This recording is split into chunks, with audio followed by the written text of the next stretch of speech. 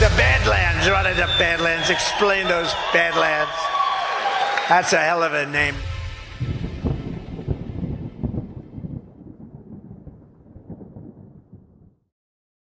The following stream has been approved for truth seekers by the DEFCON Truth Alliance. If the opinion that's coming out needs people to be silenced, it's a psyop. There are psychological operations in play. So if you can't question it, if you're supposed to just go along, it's a psyop. Yeah, and if people have to be silenced or publicly shamed because of their information, and they're not telling people the sky's falling, they're not saying crazy shit. Mm-hmm. They're just saying basic stuff, and they need to be silenced. That is a psyop. There's a war out there, old friend. A world war. And it's not about who's got the most bullets. It's about who controls the information. What we see and hear, how we work, what we think. It's all about the information.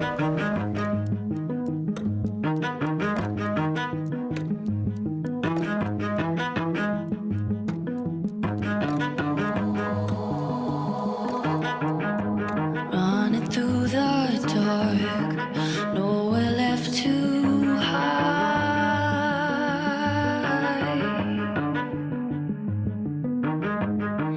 Battle lines are drawn, taste the smoke and fire.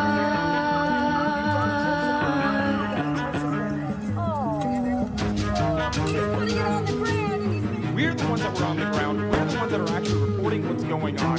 Patrol said all units clear out from there. We're not sending anybody over to that location.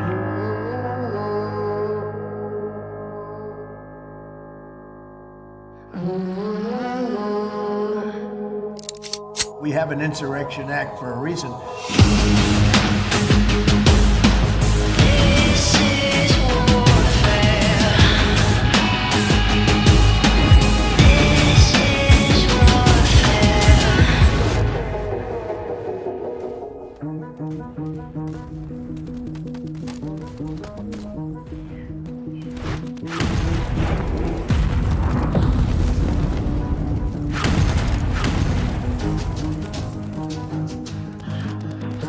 That is a psyop. Bad guy can't win. It's a morality tale. This is warfare. This is warfare. The eyes see and ears hear, the mind believes. This is warfare.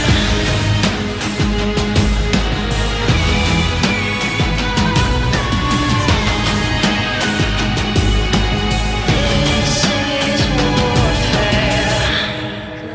Goodbye.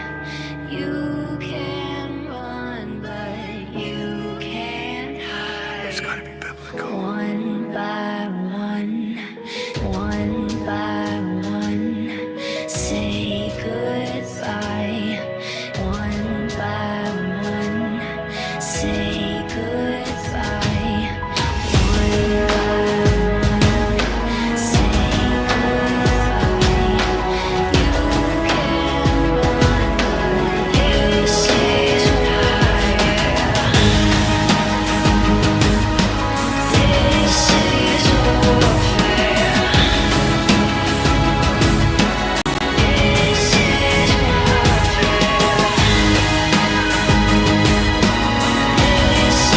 warfare.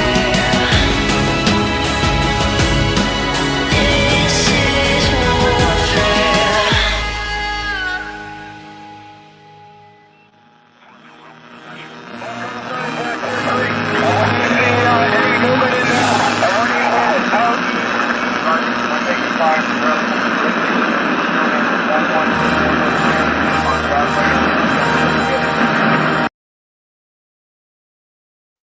So We're I'm not on coming. Rumble. That's what I'm trying to check right now. So we are still live on YouTube on X. All right. So if you want to cover that while I get a hold of the people in the background, so we could do this because we're on the big screen on Rumble. So trying to figure out what's going on here. Well, yeah, it's not highlighted. On my side, it's not highlighted. Just an FYI. No, it's a special one. It's the one of the RTMP ones. Gotcha. So all right, so we're trying to get up on Rumble, and we are live on all other channels. Welcome to DEFCON Zero, unfiltered, uncensored, unfolding. Hope everybody is doing well out there. And yeah, I mean, one heck of a week so far. This is kind of interesting. A lot of things happening in South America, a lot of things happening in Asia. Donald Trump coming into a meeting with Xi Jinping here in the coming days. And we're going to be keeping eyes on that. Some comms over the last week that I wanted to put out there. It's kind of an interesting one, but I want to wait till we get back on the Rumble before I bring that up. Talk about the show we did with Nino today. I was just about to jump into 3-Eye Atlas. So this 3-Eye Atlas stuff is kind of crazy. I don't know if people have been following it. This thing is weird. It is not acting like any comet that we've ever seen before. And Avi Loeb, the guy who directed the Department of Astronomy at Harvard University. I mean, this is one of Stephen Hawking's good friends. I believe Stephen Hawking actually died at his house. But Avi Loeb is a very well-known and reputed scientist. And he's come out with some very interesting articles suggesting that potentially 3-Eye Atlas could be something different than we've ever seen before. Not indicating that it's extraterrestrial, but it's definitely something that's worth investigation. Well, he was on the Joe Rogan podcast, and he was talking about the WOW signal and how 3-Eye Atlas actually originated within 9 degrees of the WOW signal, which is only a 0.06% chance of that actually occurring, which is fairly significant. But the WOW signal actually is kind of interesting there because, you know, scientists really haven't broken down the WOW signal. And I just played this on my show and we were discussing it. And, you know, when you look at the WOW signal, in order, well, I'll let Avi Loeb actually describe this. We are on Rumble now. We are now live on Rumble. So, I'm glad we figured that out. So but we're gonna have to talk about 3-Eye Atlas because I got everybody prepped. We absolutely should. Should we do the intro video one more time to give the good reset on Rumble, or should we just flow through? Well, we'll just flow through. So Rumble, apologize, you missed the intro. You didn't miss much of the show except for me just talking about 3-Eye Atlas. But no intro for you this week, Rumble. We apologize. Just a technical error that we had here live. Everybody else. It gets me fired up. That's the reason I suggested. But we are good. But no, go ahead, finish your thought, and then after that, we'll get into a few commercials, and then we'll get into this. Well, let me go into let me play this short clip with Avi Loeb today on Joe Rogan's podcast, and then I'm going to go into something really quick about the WOW signal that he's talking about. So let's play this real quick.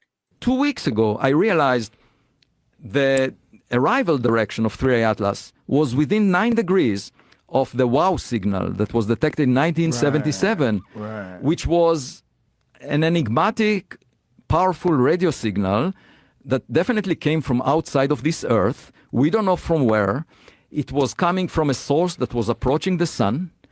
And the chance of it aligning with the arrival direction of 3-Eye Atlas is 0.6%. And I just said, well, that's interesting because 3-Eye Atlas was at a distance of 3 light days from the Earth at that time, you know, and you just need about the output of a nuclear reactor on Earth, a gigawatt or so, to produce such a radio signal. But now, this is where it gets interesting because nobody's ever really broken down the WOW signal, right? And I've always looked for various different things on the WOW signal and seeing if we could find something on the WOW signal. I found this eccentric dude on TikTok, and he started talking about the WOW signal. Well, what's interesting about what he's talking about, I started to go in and doing the math and trying to confirm what he's saying. But what he's saying is actually legitimate. Now, I want people to listen to what he says about the WOW signal. I'm not going to play the whole thing just because he's kind of eccentric in the way he talks, but listen to what he says about in the WOW 1977, we got a message from space with literal instructions on how to respond, and we spent 47 years arguing about whether it was real. The WOW signal. You know it? That's the famous 72-second burst from space that scientists have been debating. Was it aliens, a comet, or Earth interference? Here's the thing. Nobody actually tried to read it. Like, what does 6EQUJ5 actually mean? So I did, and oh my god, we're idiots. The signal is 6EQUJ5. Those values sum to exactly 100. Okay, cool. Random number, right? Except immediately after the signal, the computer recorded 011001000. That's 100 in binary. They sent us a checksum. You know, like when you download a file and it verifies whether it got corrupted, they literally open their message with, here's how to verify data integrity. And we've been sitting here for 47 years like, what is it, aliens though? But wait, it gets so much better. The peak of the signal is the letter U. That's the 21st letter of the alphabet. A, B, C, 21st letter, U, right?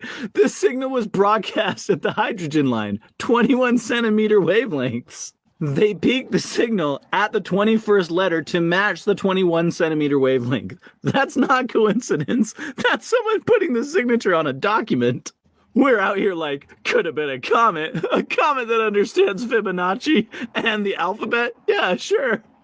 And here's where it goes from neat to we should be embarrassed. 72 seconds long, that's the transmission duration we should be using. 6 data points, that's how many packets to send back.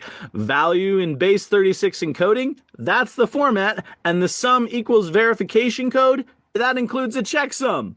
It's communication protocols, like Wi-Fi setup instructions. We've literally been arguing about whether someone sent us mail and they sent us a user's manual on how to reply.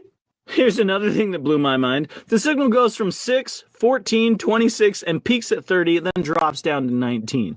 The ratio, 19 divided by 30, it's phi. It's the golden ratio, 0.618.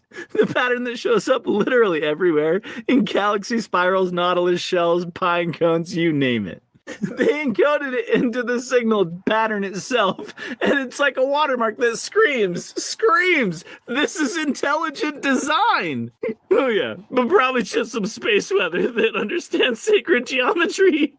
The values themselves, they might be giving us a map. 5 light years, that's Alpha Centauri. 6 light years, Bernard's star. 14 light years, Epsilon Eridani. And 30 light years is Tau Ceti. Every single one of these is a real star system with confirmed exoplanets that we've been studying. They're not saying we're here. They're saying we're in one of these systems. Pick up the phone. It's like somebody sending you their address and you spend 50 years being like, I wonder if I just got a message. Okay, last thing. It's the weirdest one. If you convert the signal to base 4, the same way DNA works with 4 nucleotides, the sequence becomes GGG GCT. That codes for glycine and alanine, the 2 simplest amino acids, the ones that probably formed first anywhere organic chemistry happens. They're not just speaking math, they're speaking in the language of life itself. Beyond coincidence. That's the kind of guy, bro. That just wing with me here real quick. If it was the movie Armageddon, he's the dude that's on the rocket that's like we're all gonna die and I got a front row seat. Like, that's right. Like, dude, why you laughing? Like, figure this shit out. You know, listening to what he's saying though and tracking, I have a hard time believing that the government was just arguing. Maybe publicly that was the conversation, but I am pretty sure, you know, that there are the smart people in 1977 knew exactly that and sent a transmission back. Now, have 100%. You seen 3-Body Problem on Netflix? I have. You know the book. So what does that deal with? It deals with the wow signal and how all the governments around the world sent a reply back. Interesting. Have you ever seen the movie Contact with Jodie Foster? Yes. Well, the movie Contact with Jodie Foster is where they receive a signal, and it was modeled and inspired by Carl Sagan after the wow signal, and they respond back and they get the diagrams of how to build something to go communicate with them. Can I So just I find it. can I go full tinfoil real quick? Full Sure. tinfoil. It is Q anniversary today. It's Qversary. So I feel like I have some wiggle room here to be really wild, right? The boards say, wait until you find out who you're communicating with. Is there intelligent life out there? They ask, are aliens real? And like the dude just said right there, Highest classification. Non-military, we always assume that means civilian. That's interesting. Well, you know what? There's Jaime Hashem. So do you know the story of Jaime Hashem?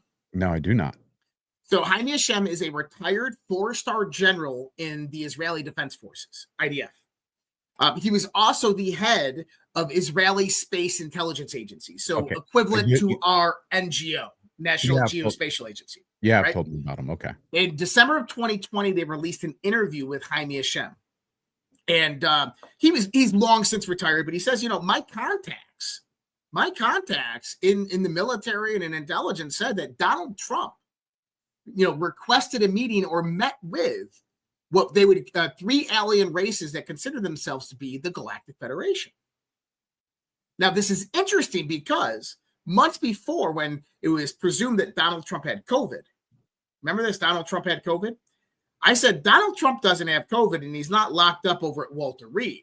Yeah, I've been to Walter Reed. You've been to Walter Reed. The executive suite over at Walter Reed doesn't have wooded and planked walls. That's on the board of a ship. At least that's my perspective. So is it possible that during that time frame, Donald Trump went and met with some extraterrestrials? I think it's very plausible. And I think that there's a lot of confirmation out there of that. Why does that matter? Because there's a reason why artificial intelligence and the technological infrastructure of this society are about to basically go on crack and exponentiate massively over the next 5 to 10 years. There's a incredible reason. And I keep my ear to the wall. I've met a few different whistleblowers. I know a few different people that work in some projects, and I haven't testified on any of this, but I've had some whistleblowers. Game Tech. Me and Game Tech did a space one night prior to the release of the David Grush information, and we said the same thing inside the space before the David Grush report released. To the point that where I had Blumenthal from the New York Times that wrote the article call me on my cell phone and ask me, how the hell did I get that information? All right? Ralph Blumenthal from the New York Times called me on my cell phone. I can show you his number. I'm not going to show you his number, but I can show you his number right here on my phone. I can show you. Called me directly and said, how the hell did you get that information? Who your sources, who your contacts? I would not tell him. That's actually when I first went on Redacted with Clayton Morse. So, I mean, I've been privy to people in this arena. I've heard stories. Can't confirm anything. It's all secondhand, right? Like, you don't confirm secondhand information. It's like, unless it's like disinformation is necessary. One thing that we all have to remember: disinformation is necessary. You use it to weigh the consistency of how many times have they been accurate with what they correct. Well, you weigh it upon other people. So you hear other stories from other people. You have your own stories. I have my own stories. I mean, in the South Pacific, right by the Galapagos Islands, I mean, we chased a craft with an SH-60 Bravo that submerged into the water, and we watched it on FLIR submerge into the water. I mean, this was like a 2-hour ordeal. I was the one that originally saw it and witnessed it. I was on combat watch, and I was out having a smoke on portside midships, and I see a red flare rise up on the horizon. I'm like, oh my God, go onto the mic, and I'm like, hey, Bridge, we got a flare portside midship at about horizon. They're like, yeah, we see it with the big guys. I go back up to combat. We're trying to get it on our radar screens. They call down. They're like, hey, Petty Officer Reid. I'm like, yeah. And they're like, usually with a flare, they drop after they rise up. This thing's been sitting up there for 10 minutes. And so the captain gets woken up, comes in, smoking a cigar in his underwear, and the tactical officer's there. And he's like, launch the helo. They launched the helo, went to flight quarters at like 3:00 in the morning. And the helo starts moving towards this thing, and it starts moving away. And then it stopped, and the helo starts to catch up with it. And it dropped down into the water and started submerging, red light submerging. We had it on FLIR where you kind of just saw like gray kind of submerging. It was crazy. And then we had one in the Caribbean as well that we chased. We had a P3 actually out there that detected it, and we got it on our surface search radar, which was a SPIS 55, so we could see about 55 nautical miles. I had a fire control radar, which is accurate to about 25. So we get this thing on the SPIS 55, and then we get it on the SPIS 49 because it gained altitude. It went from like one point on the screen to another point about 80 miles away on the screen, but increased altitude to 30,000 feet from sea level instantaneously. And the P3 was tracking this the whole time. And there's always, like in the Navy, there was always this the story of Blackbeard's pirate ship in the Caribbean that you'd always see. Like every sailor that goes out in the Caribbean is going to see Blackbeard's pirate ship, the ghost ship. And at the end, it's like 4:00 in the morning when they're like, "We're done. We're not going to chase this thing anymore," because we were chasing it all night. They're like, "It's just Blackbeard's pirate ship. We're done chasing it," and we just turned direction and went away. And the P3 RTB'd. But I've seen some shit, man. I've seen my last day out to sea. We had 6. So you ever seen the satellites that go through the sky? Yeah, just satellites, right? So I'm out there, and we're about 100 miles off the coast of San Diego, just on the tip of international waters, and we still have cell reception. This is 2007 going into 2008.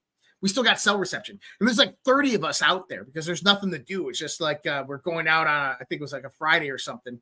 And it was December 28th. And I know that because it was my birthday. And I'm just smoking a cigarette. And I'm looking up at the sky. And someone says something, because a lot of sailors change in and out. And I was one of the oldest OGs on the ship. I had been there probably the longest. Besides boats, I know who's in the chat. We were there the longest. So I had a 6-year contract in my first enlistment. So I was there for 5 years on the ship. And so a lot of people had swapped out and they didn't know these older stories. They're like, "What are you doing, Reid? Looking for UFOs?" I'm like, "Yep, I'm watching them right there." And there is 3 what look like satellites moving like this. And everybody looks up. They're like, "What is that?" Then all of a sudden, from the other direction, 3 more come like this, and they cross and they converge into a pattern of 6 and just start moving. It got to the point where the bridge called up the Air Force Base and is like, "What do you guys got up there?" They're like, "Nothing. We're not tracking anything. We don't have anything." NORAD got on. It was crazy. They were trying to figure out what the hell all these things were. And so 2 days later on New Year's Eve, or 3 days later on New Year's Eve, San Diego local news had amateur footage of what someone captured of 6 UFOs over the Pacific Ocean. Now, I'm going to ask you a question. Technology from not of this planet or SAPs? But before you answer that, we're going to break to some commercials. So everybody's going to be like, "Come on, Alpha. Really?" Yes, really. We got to pay some bills over here at Badlands. So first on deck, you guys, as soon as it shows up on the screen here, looks a little delayed. There we go. Today's show is sponsored by Save Pulse. Save Pulse is dedicated to keeping you and your family healthy with top quality medications like amoxicillin, azithromycin, ivermectin, and hydroxychloroquine at unbeatable prices. The streamlined ordering process makes it easy to stock up on all your health essentials. And now, with exciting news about fenbendazole showing promise in cancer research, they proudly offer this alongside antibiotics and viral care meds. Don't wait. Prepare for any health scenario today. Get your supply and stay ahead of the curve with Save Pulse. Visit badlandsmedia.tv/meds and use promo code SAVEHEALTH at checkout to get a 20% discount on orders over $100. Please note, some packages may have been held up in customs recently. All packages that have been held up are now en route to their destination. Again, remember, that's promo code SAVEHEALTH at checkout to get that 20% discount. And then our next one, and then we're going to get Josh to answer that question. Patience, everybody, patience.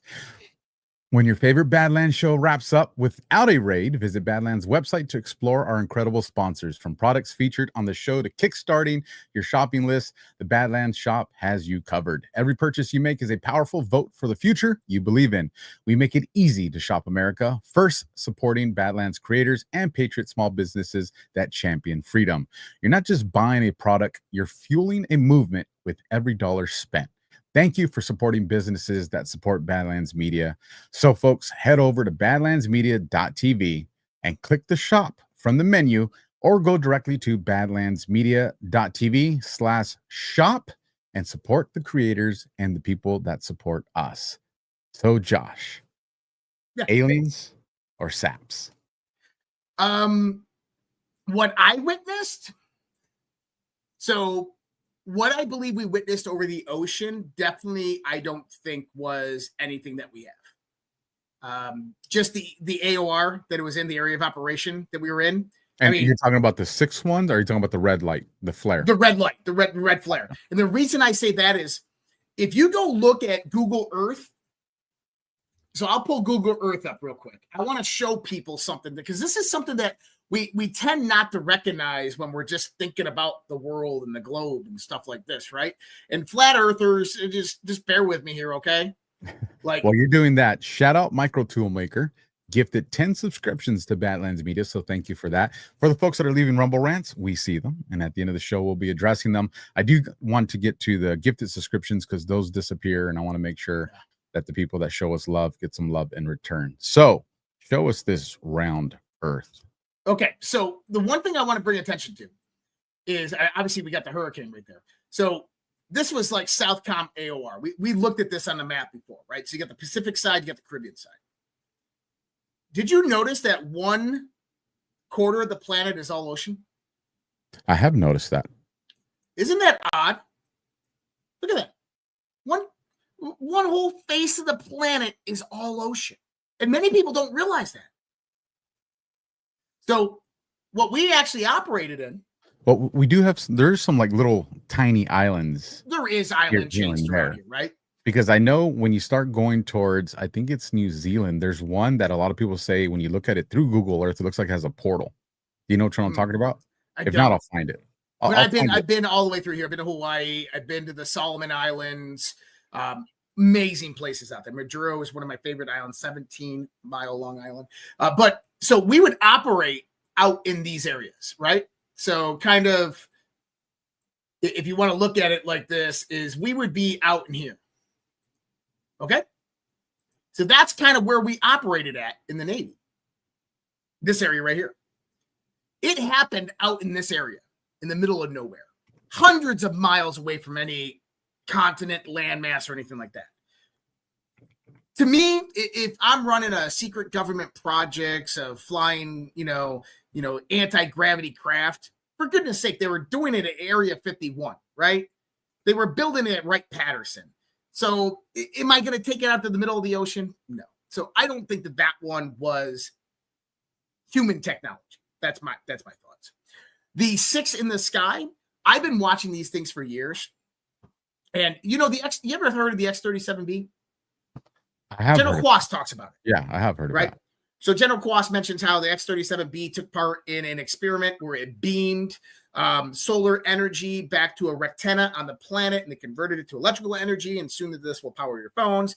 The X-37B is the longest flying spacecraft in space. It's a top secret U.S. military aircraft that sits in space, okay? We don't know what it does because nobody knows. So we have that up there. The question is how many of them do we have up there? What if they have 6 of them? What if they fly formations? What if they're what if they're up there doing missions? Who knows what the heck they're doing? I mean, it could be a very good possibility. Could we have, reverse engineered alien technology? I think that it's a very good possibility that we do. Number one is, well, if you go into Hillary Clinton's classified emails, which majority of them were SAP programs, special access programs, and by the process of deduction, we can find out what was in those SAP programs. And that comes about when Trump's term actually begins. He creates what's known as the China Initiative. The China Initiative ended all of the Obama-era educational exchange programs between the United States and China. And then they go out there and indict 32 to 36 college professors on tax evasion charges, of which none of them were actually charged with anything afterwards. All charges were dropped. What does that tell me? Is when you start to look into the classified emails that Inspector General of the Intelligence Community, McCullough, testified in front of the House Intelligence Committee, Chavez, the chairman, and was asked, what was in these? And he goes, classified. He goes, sir, I had to get my team special access just to get a summary briefing on these SAP programs, get read into the SAP programs just to learn what they were about. Now, is it interesting that Inspector General of the Intelligence Community, McCullough, retires, goes and works for a law firm? Then you have David Grush come out, who is the Arrow whistleblower, came out and said that we have these projects, reverse engineering projects, and he leaves the law firm, and who represents him? His lawyer? Charles McCullough III, the same Inspector General that testified in front of the House Intelligence Committee about Hillary Clinton's SAP programs. Why? Because he's the only one that had the classified SAP access to those programs. So what can we assume was in those SAP programs that Hillary Clinton was sending that Jake Sullivan gave her access to? To my opinion, it was the universities and the professors that were getting the National Science Foundation, the DOD, DOE, NASA, DARPA grants to reverse engineer technologies that were coming out of these SAP programs. And that China was getting wind of this through a Gmail account that basically Hillary Clinton's email had metadata in that was sending to this Gmail account. We had login IPs from China that were logging into it. And they would find out the university and the professor. And then what China do is through Barack Obama's educational exchange program, China would go in, fund the university $50,000, and then fund the work of that scientist, that professor, bring him over to the Wuhan Institute of Technology, have him speak for a weekend on, physics or whatever it was, or nanotechnology. And then in the middle of the night, they do exactly what General Flynn talks about. They go in there in the middle of the night when he's sleeping, they wake him up, they put a 45 in his mouth, they have a 10 or 15-year-old kid come in, they have him do horrific acts to that. They videotape it and say, we own you now. Give us all your research. That's what they do. And that's most likely what happened. And that's why all of those professors who were being prosecuted by the DOJ never were charged with anything other than tax fraud and tax evasion. And so that to me is confirmation that we have these projects. A wormhole to go down there. And I'll put this out to all my military friends that are listening right now. If you know anything about this story, please contact me. Okay? This is one that I've been researching for a very long time since it happened. Okay? Nothing about this story makes any sense whatsoever. Okay? So, two-star general, the head of the Air Force Research Lab, was fired. His name, Major General William Cooley. Okay? Now, he was the head of the Air Force Advanced Research Lab. Okay? AARL. Now, why was he fired? He went to a military tribunal with the generals. It was classified. None of the transcripts have ever been released. And he was reduced in the rank to an 06 and then sent to Wright Pat. And that's where he spent the last of his years. I don't even know. He's still active duty. Well, here's the story of what they said. He's at a family barbecue with his brother and some friends. And he went up to his sister-in-law, his wife's brother, grabbed her by the coochie and tried to kiss her. And she denied him. And that's how he got fired. Well, interestingly enough, his brother is the civilian head of the Air Force Advanced Research Lab. One of the people in attendance was the director of the Air Force Advanced Research Lab. Two primary people that testified against him. He's from a legacy family. What I mean by that is that him, his brothers, and his sister are all hold advanced PhD degrees from MIT, Caltech, so forth. His other brother works at Livermore National Laboratories under a classified weapons program developing space-based weapon systems. This is how far I got in the research, right? So something happened there. What I think is Major Cooley saw something going on, wanted the whistleblow, most likely went out there, filed a whistleblower complaint, and instead of protections, he got persecuted. They targeted him real quick. Yep. Very interesting. So if anybody knows anything about that, contact me. Do me a favor. We need to do some teamwork here. If you can bring my screen up, because I don't want to lose where my mouse is on this map. And I'll zoom in for you guys and show you guys where this little island is. So you guys can't see my mouse anyways. But we zoom in, we zoom in, we zoom in. The portal.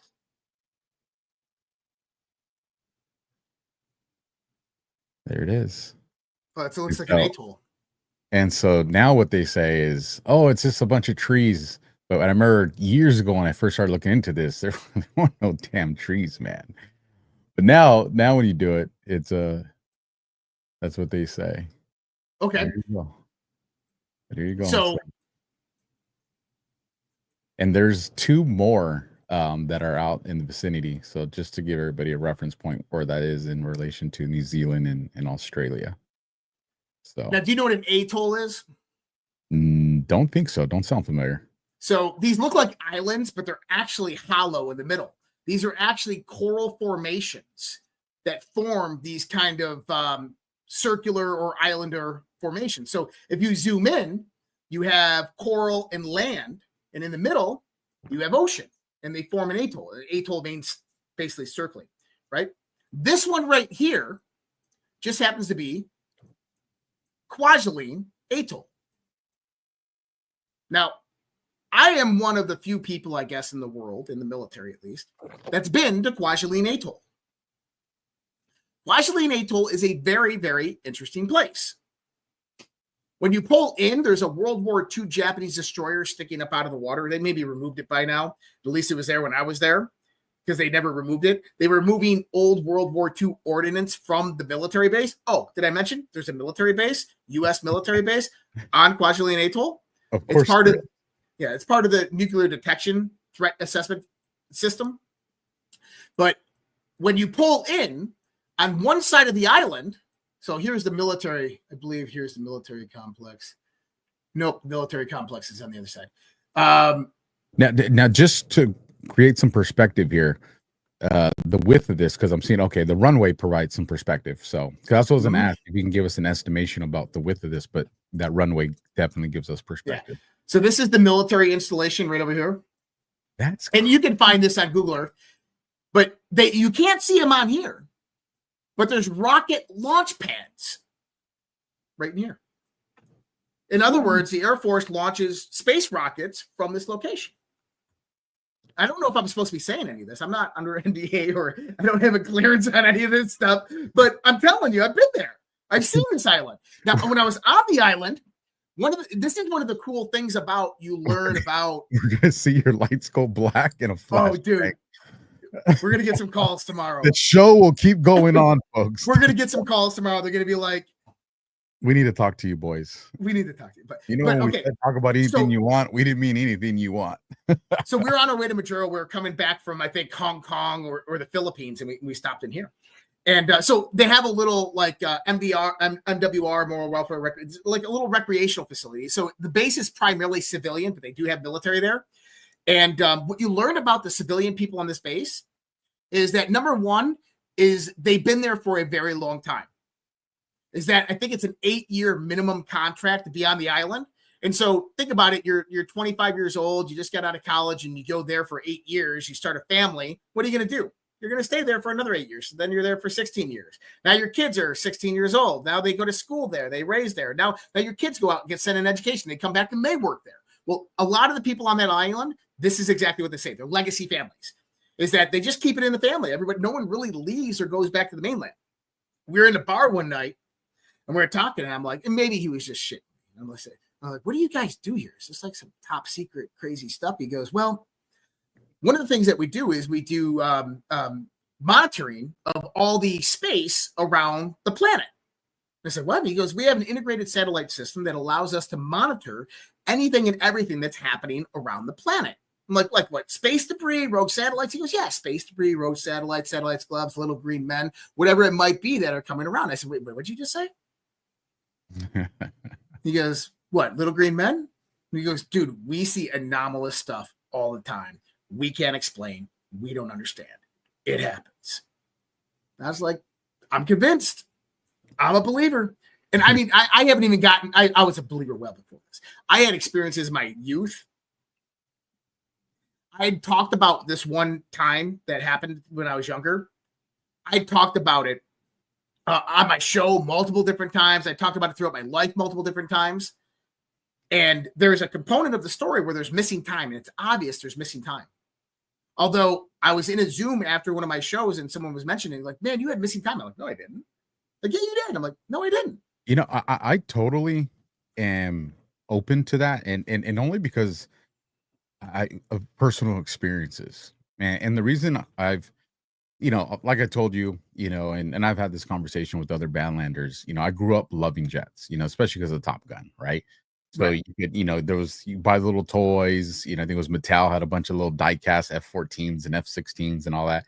And so you knew, and by studying, I used to study them and their speeds and information I've long forgotten. But I had a good general grasp of airplanes. And so then we get into the late 90s, my high school years, and we're at a buddy's house, and I think I was a sophomore or a junior. And we're out there, a bunch of guys hanging out with a bunch of girls, doing high school guy and girl stuff, right?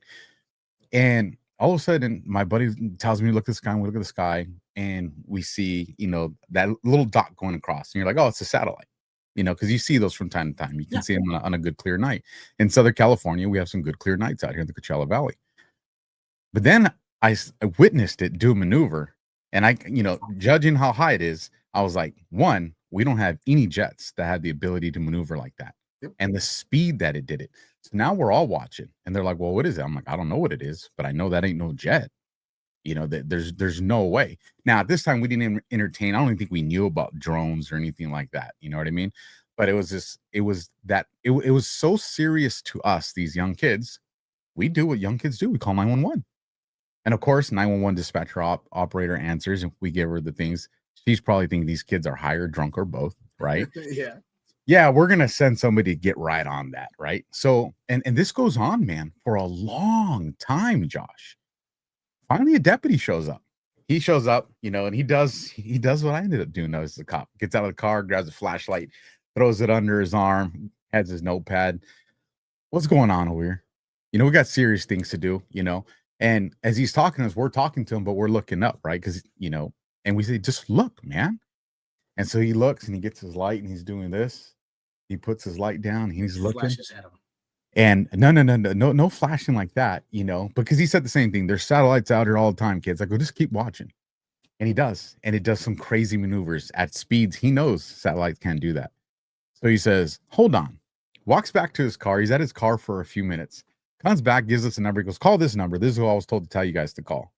Right. So then he leaves, and we're just a bunch of kids that are like, "Well, if we call that number, do we like disappear? Like, do they ET us?" Like, so we're like, "No, we did our part." Like that was our part.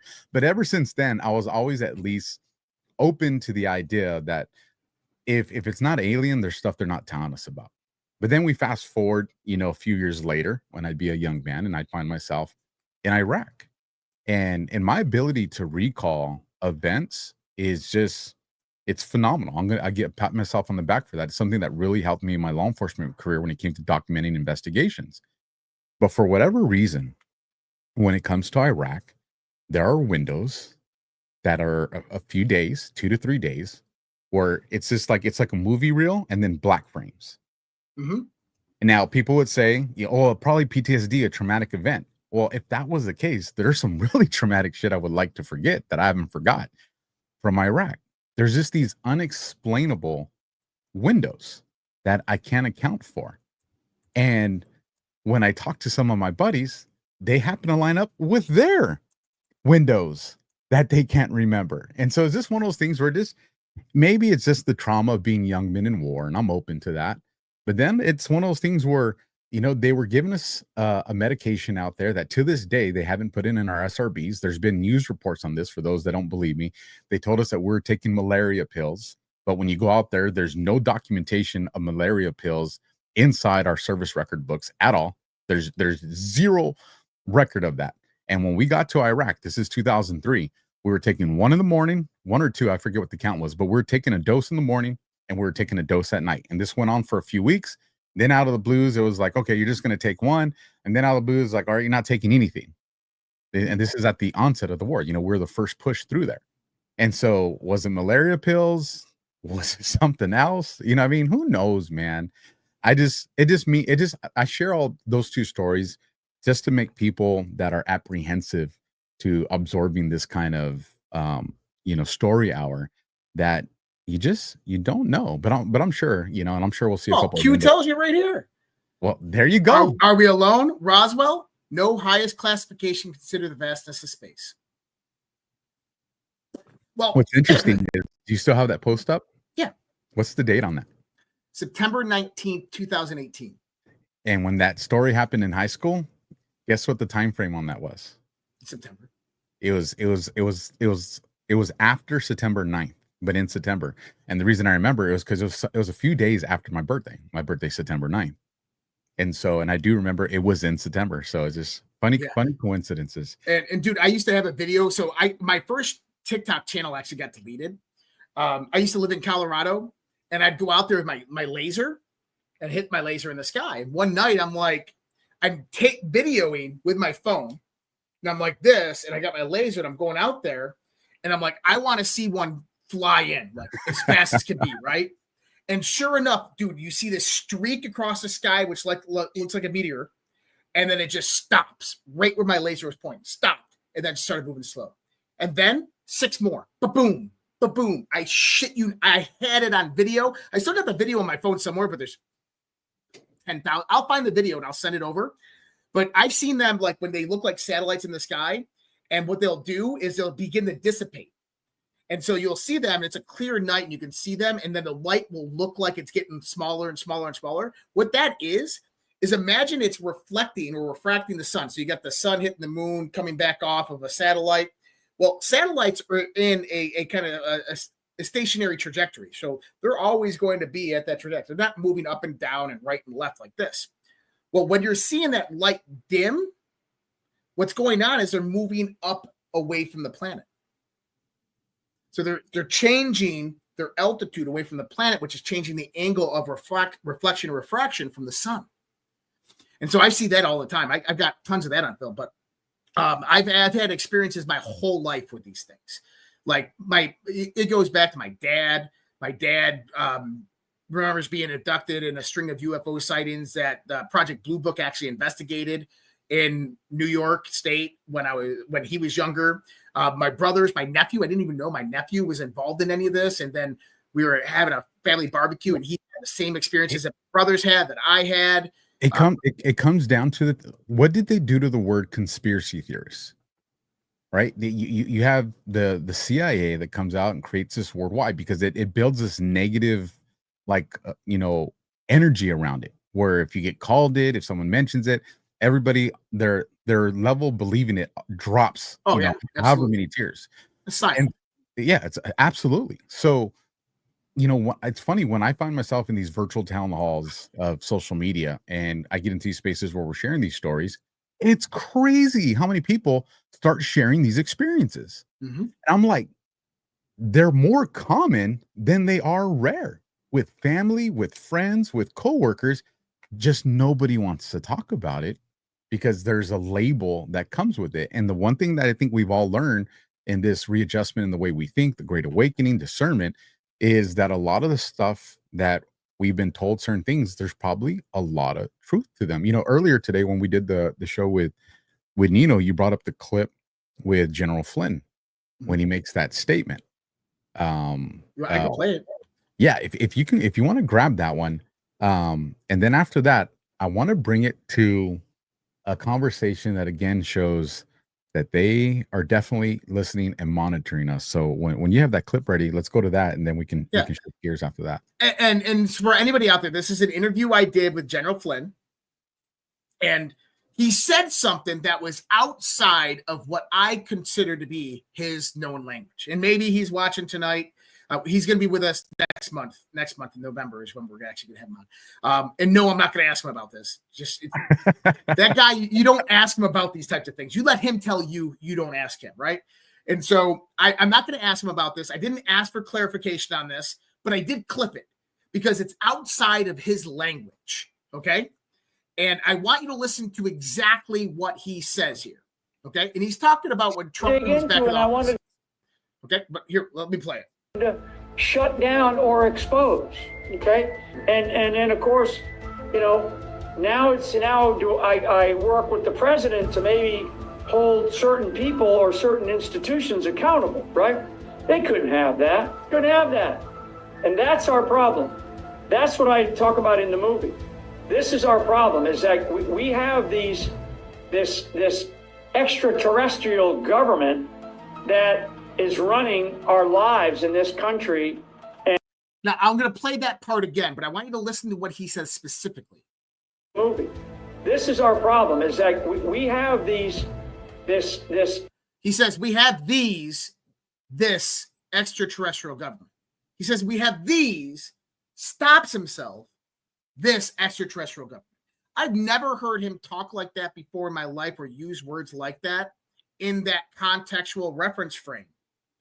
So to me, that was really interesting because, I mean, what did you have earlier with Chip Roy, right? Was it Chip Roy's post? No, Clay Higgins. Clay Higgins posted something on his X profile that was like, wait. Then you got people like Anna Paula Luna. What are they doing? They're trying to find this information, get it all out. I'm looking for it so I can share it with you guys because I do have that browser up. Here it is. Right there. I'll bring it up right here. Look, Clay Higgins, reptilian. That's wild. That's wild, bro. I mean, it's like David Icke came in here and he just told us the whole story of the royal family. Just to put context to this, you know, when I was researching for my Monday night show, a conversation with Just Alpha, I came across this and I did the same thing Josh did. Wait, what the what? And so then I was like, you know, because a lot of times there's parody accounts and, you know, and they'll make a little mark that looks like the check mark. So I go, no, and I vet it. And I was like, no, this is Congressman Higgins' account. Mm-hmm. I go, and he's literally putting reptilian ... on Hakeem Jeffries. You know, now well, he's just saying he's a snake. Then why didn't he just say he's a snake? Snake is a lot less characters. I mean, and listen, you have almost 1 million people that have seen it. Something. So, how about this? If everybody always asks me, Josh, what do you think like the grand conspiracy is? I think that it's truly biblical. And when I say biblical, I mean Book of Enoch biblical. And I think that, and this is my honest opinion, and number one, let me define things, set a foundation. When we talk about angels, demons, extraterrestrial, interdimensionals, if that even makes sense to people and in the aspect of science, there is no, they're all the same. So, right, like what I mean by that is everything is consciousness. All intelligence is consciousness. And so these things, interdimensional beings that live in a different spatial construct or temporal construct, or things that maybe come from other planets, or things that we would come from the astral or the spirit realm, angels and demons, they're all conscious. They're all an expression of consciousness. So number one is you have to lay that groundwork. Number two is there evil within this? Yes, absolutely, 100%. Is there good within this? Yes, I absolutely believe that there is good within that arrangement of things. Are they active in influence right now on this planet? Yes, 100%, absolutely. I think that there's enough information out there to confirm it. Now, the question is the hidden hand that we've all wondered, what is, you know, George Soros and the Rothschilds, we go like, oh my God, that's the top of the echelon. That's not the top of the echelon. Okay. Well, then it's got to be the Committee of 300, the Orsini's and the Colonnas. That's not the top of the echelon. Getting closer. Like, if you get into Hollywood, they will tell you they literally worship Satan. Like Lucifer is a real thing that they've met, that they've witnessed, experienced, and met. The crossroads. Bob Dylan talks about the crossroads. You have not to interrupt you, G Money, of all people. He's a crowd favorite, or the one that the crowd hates, right? They're either throwing him roses or tomatoes. But he posted a video, and I shared it last night with Tucker Carlson doing an interview with Bukali, if that's how you say his name correctly. And he's, you know, obviously they're having the Bitcoin conversation, but they're talking about MS-13. Mm-hmm. And he goes and you know, Tucker is kind of like, hey, no one's ever given it as much detail. And he talks about this murderer that goes to prison. And, you know, they're interviewing him, and, you know, how many people have you killed? And he's like, I don't know. Like he couldn't remember. He couldn't even put a number to it. So because he's murdered so many people. And they said, well, you're still with the gang. He's like, no, I left that gang. Right. This is talking about MS-13, Mata Salvatrucha 13, mm-hmm. or 13. And well, why'd you leave?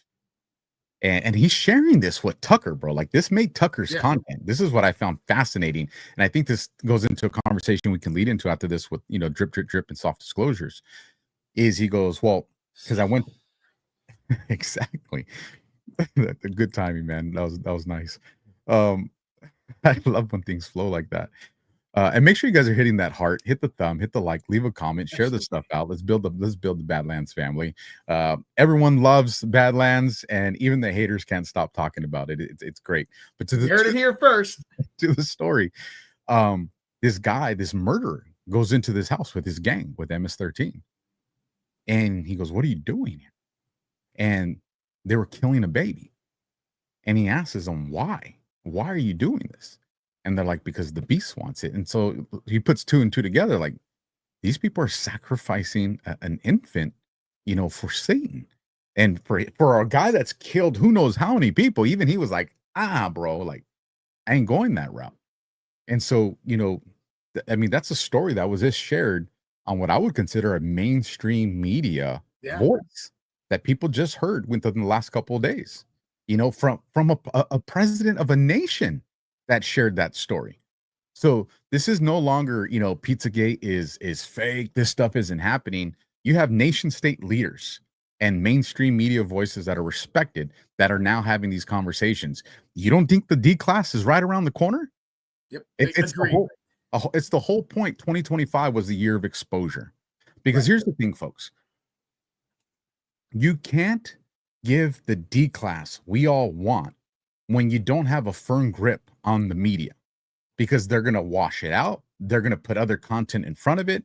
They're going to try to debunk it. And you don't have the weight ratio to offset that, or at least give it a fair fight. And what are the markers that we can look to right now to show that they're preparing for these D class? What did the Pentagon just do with their media team, Josh?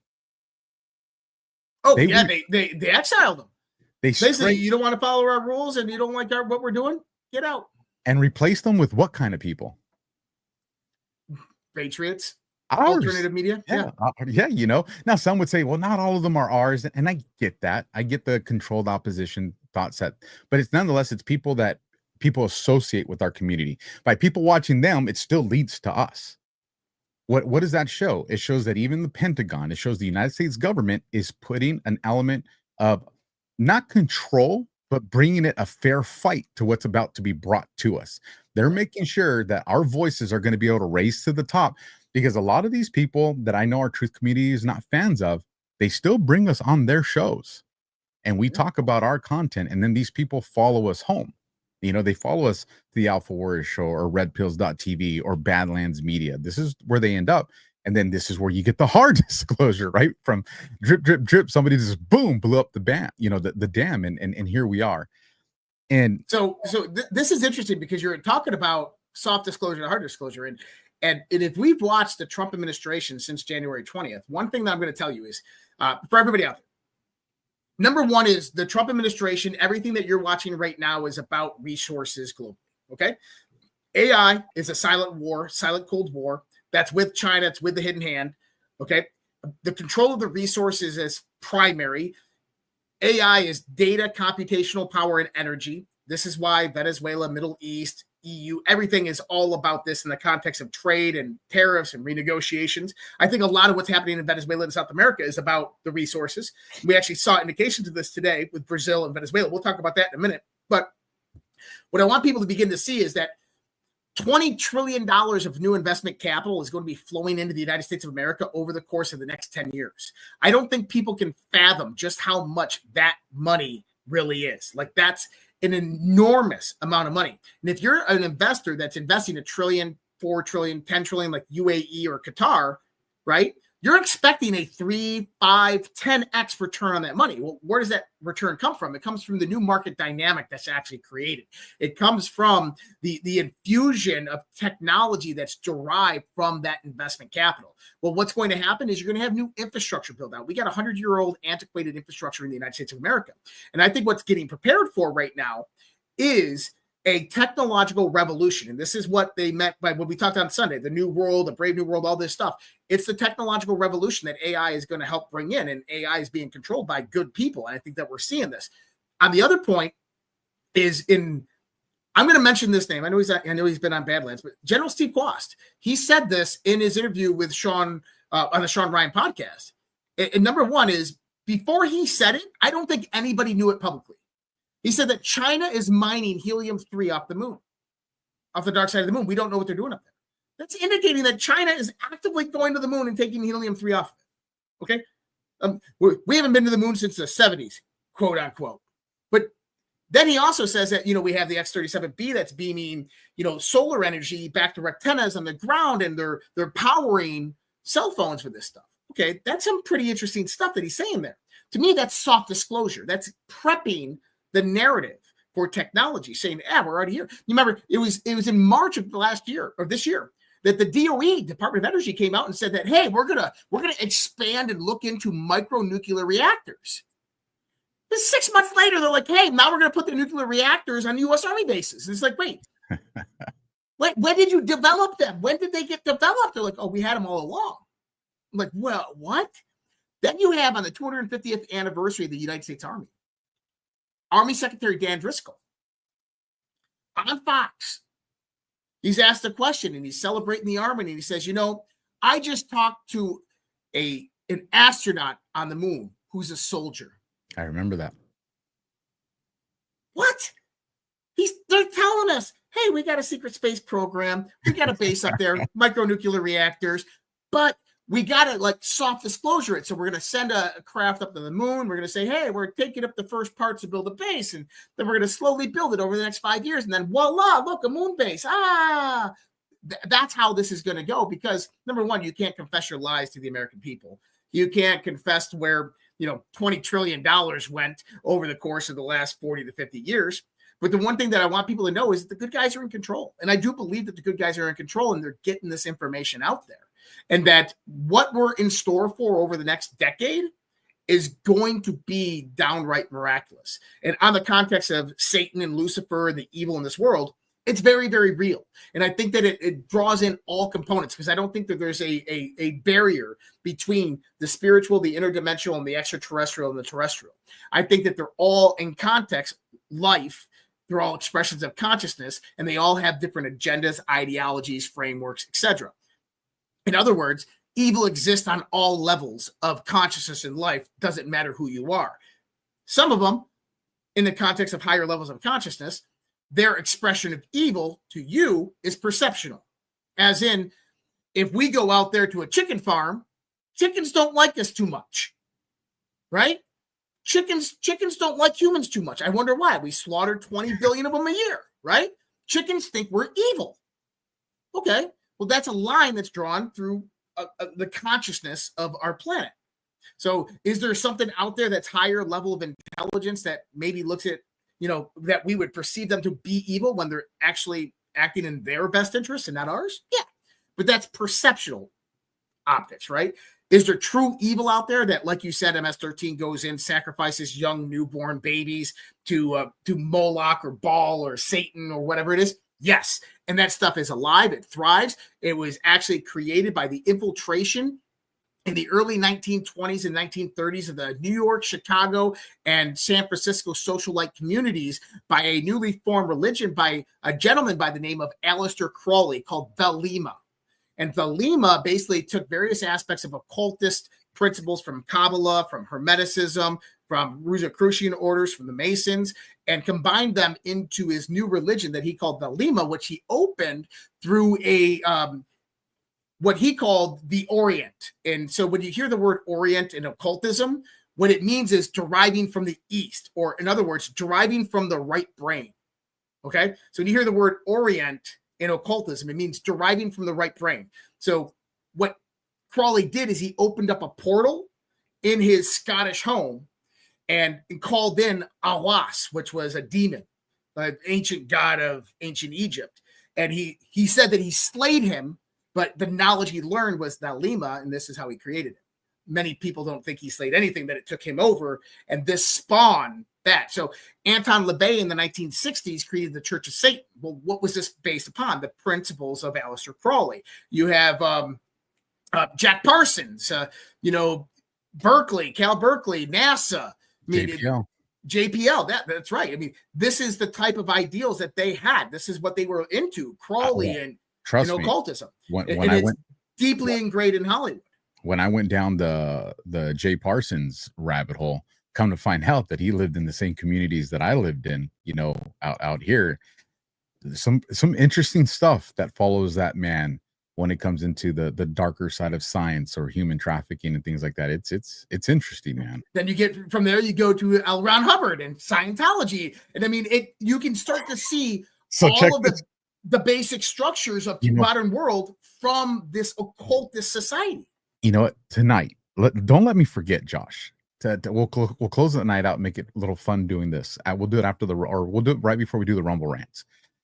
We'll show everybody where JPL is in Southern California. And then we'll show everybody where the Scientology area is. And then, there's an area where I can show some people on something else. And we'll see if there's anything there, that we can make of it. If not, people can screenshot it and we can see what people tell us. We'll just go to Washington, D.C. Maybe 2008, when I was stationed there, I actually walked around with a notebook on every weekend that I had off when I was stationed in Washington, D.C. And I went through all the occult and esoteric symbology that was mapped out in Washington, D.C. And I broke it down from from kind of what we call an symbolic esoteric perspective of what its actual meaning was. So you know how people say that if you look at Washington, D.C., it's an upside down pentagram? That's actually bullshit. It's oriented to true north. So true north would be the South Pole, magnetic north. So it's just kind of the way you have to understand. Looks like a pentagram. Well, but you have to look at it from north looking south, because that's the true orientation. Remember, about these people, it's orientation is everything. No, and orientation also means mindset. And so so I get that, because I have seen where they draw the lines on the streets and it looks like you have the owl and thing. But then again, if you zoom out, I am curious to the orientation of that. I do want to bring us back to Q. Back to earthly Q. And then 22,000 people on Rumble watching. Let's jump into it. Nice. Holy smokes, that is. Dang, folks, smash that thumb. Hit the heart. Leave us a comment. And just in case some of you guys can't stay, late with us, if you want to watch the 2.0 version of DEFCON, Sunday nights, midnight Eastern, is Q After Hours, and there's a +1 there because we have our brother Brad Zerbel, producer of Codex 9/11, the greatest 9/11 documentary, I would argue, if not in the top 3. I don't think anybody would argue that part. But I want to bring it to the conversation we've kind of been having over the last couple of weeks of they're showing us that X is being utilized as a communication tool and that they're observing what we're talking about. So I want to bring this up on the screen.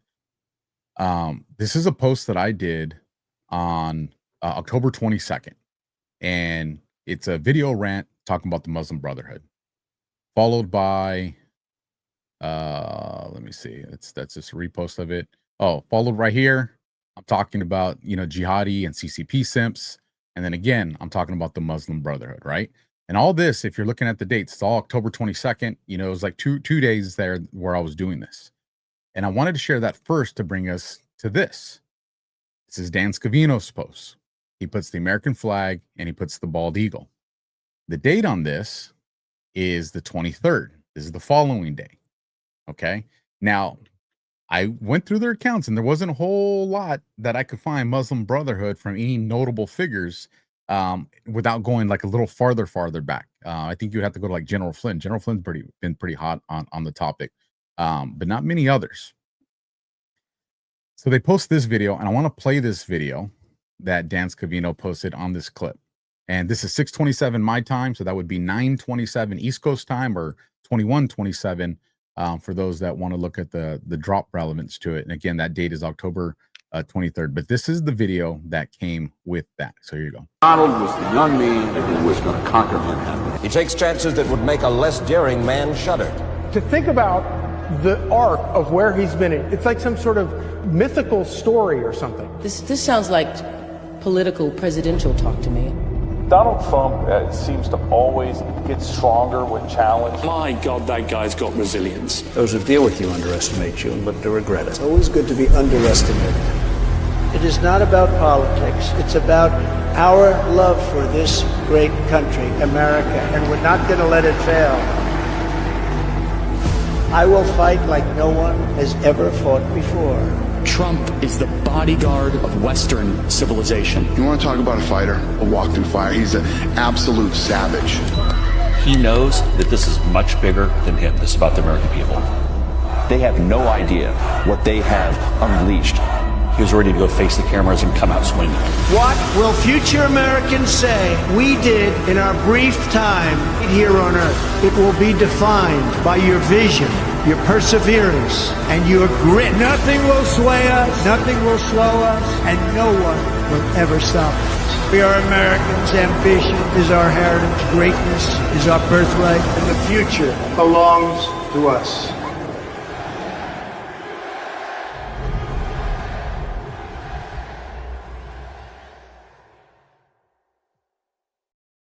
So, of course, typical Dan Scavino moto video, and I'm sure there's a lot that we can probably, pause frame through on the video.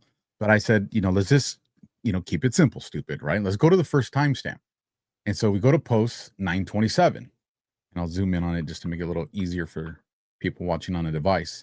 And 927 takes us to March 10th of 2018, and has a YouTube link, and it says falls on deaf ears. Not with this administration. So I was like, all right, well, what's this YouTube link? And this is where you're right now, you're going to be like, oh, I do remember this. It takes us to this video. Oh, I know that guy. Exactly. I knew that's where we're coming. And it's a 3-minute, 52-second clip of U.S. Admiral James Ace Lyons talking on February 11th of 2015. What is he talking about? Amazing human being, by the way. And everything that I've heard of, I definitely would sign off from that. So, well, how's this tie into the Muslim Brotherhood? I feel like, where are you going with this? Because what is he talking about in this video is what made me generate this post. The admiral who warned America how the Muslim Brotherhood's jihadi agenda now wears a MAGA mask. And so timestamp, man. And it all is time stamped to perfection, bro. So I wrote about it here, pretty much pulling his statements in that video and then applying what we're seeing today. But I wanted to share that. But I think the video is important enough, and I know it's long. It's 3 minutes and 52 seconds. But I think it's important, given what's going on, that we should play it. But I want to get your thoughts before we go into that, and if there's anything that you'd like to say about the admiral before we play this clip. Yeah, I met the admiral quite a few different times in Washington, D.C. when I was stationed out there. Great dude, amazing human being. And so with that, folks, this was again, the year that this took place was 2015, so 10 years ago. Here you go. Take a listen. Have Admiral James Lyons with us. Sir, welcome. Well, thank you, Frank. Sorry I missed the earlier presentations due to my 3-hour and 20-minute commute this morning. But, as a number of you heard me say before, we've had many opportunities to change the course of history. And it hasn't mattered whether it's been a Republican or Democratic administration. We failed every one of them, starting with Carter, with the takeover of our embassy. We could have cut off Khomeini and his Islamic fundamentalism at the knees. We were going to take Cargill, and he rejected it. We could have walked in. The next time was the Marine barracks bombing. And you all probably wonder why we never responded. I won't go into the long detail, but the guy that sabotaged the strike, and I'm glad you're all sitting down, was the Secretary of Defense. Not once, but twice. Reagan approved the French wanted to do a combined strike, and Reagan approved it, and Weinberger wouldn't issue the order. I have personally talked to George Shultz and Bud McFarlane. They told me they pleaded with him, and he wouldn't do it. You have to say, who the hell got to him, or what got to him? I've never been able to get an answer on that. In the Gulf Tanker War in '87, we were going to bring down the Khomeini regime.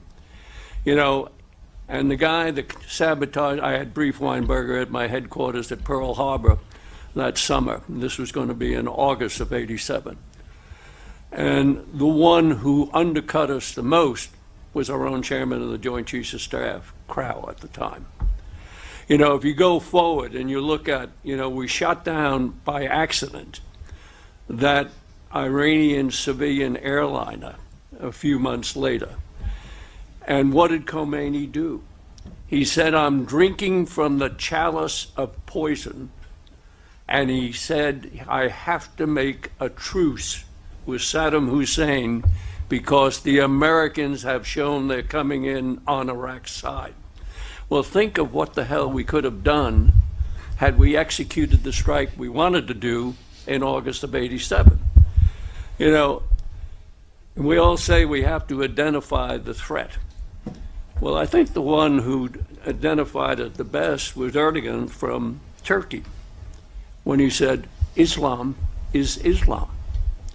There are no modifiers.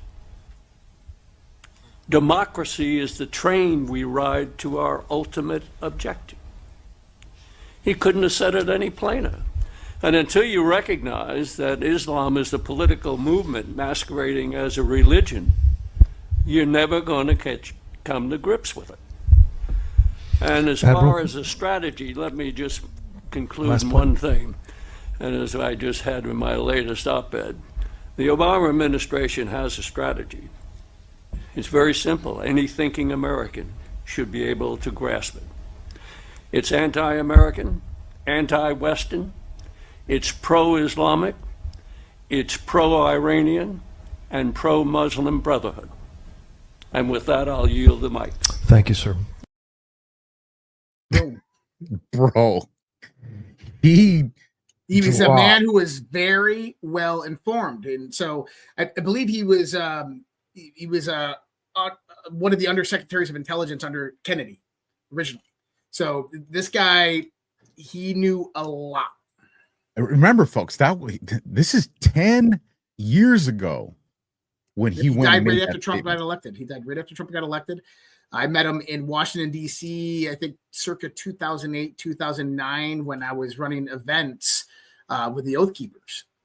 And we had various different mock congresses. We had senators and congressmen coming in. I was active duty military, Navy at the time, and had heard about him and saw him at a few different events and talked to him. And interesting fellow. Here, to provide a little context to that interview for those that want to look at it or are kind of curious, this is what I ended up writing.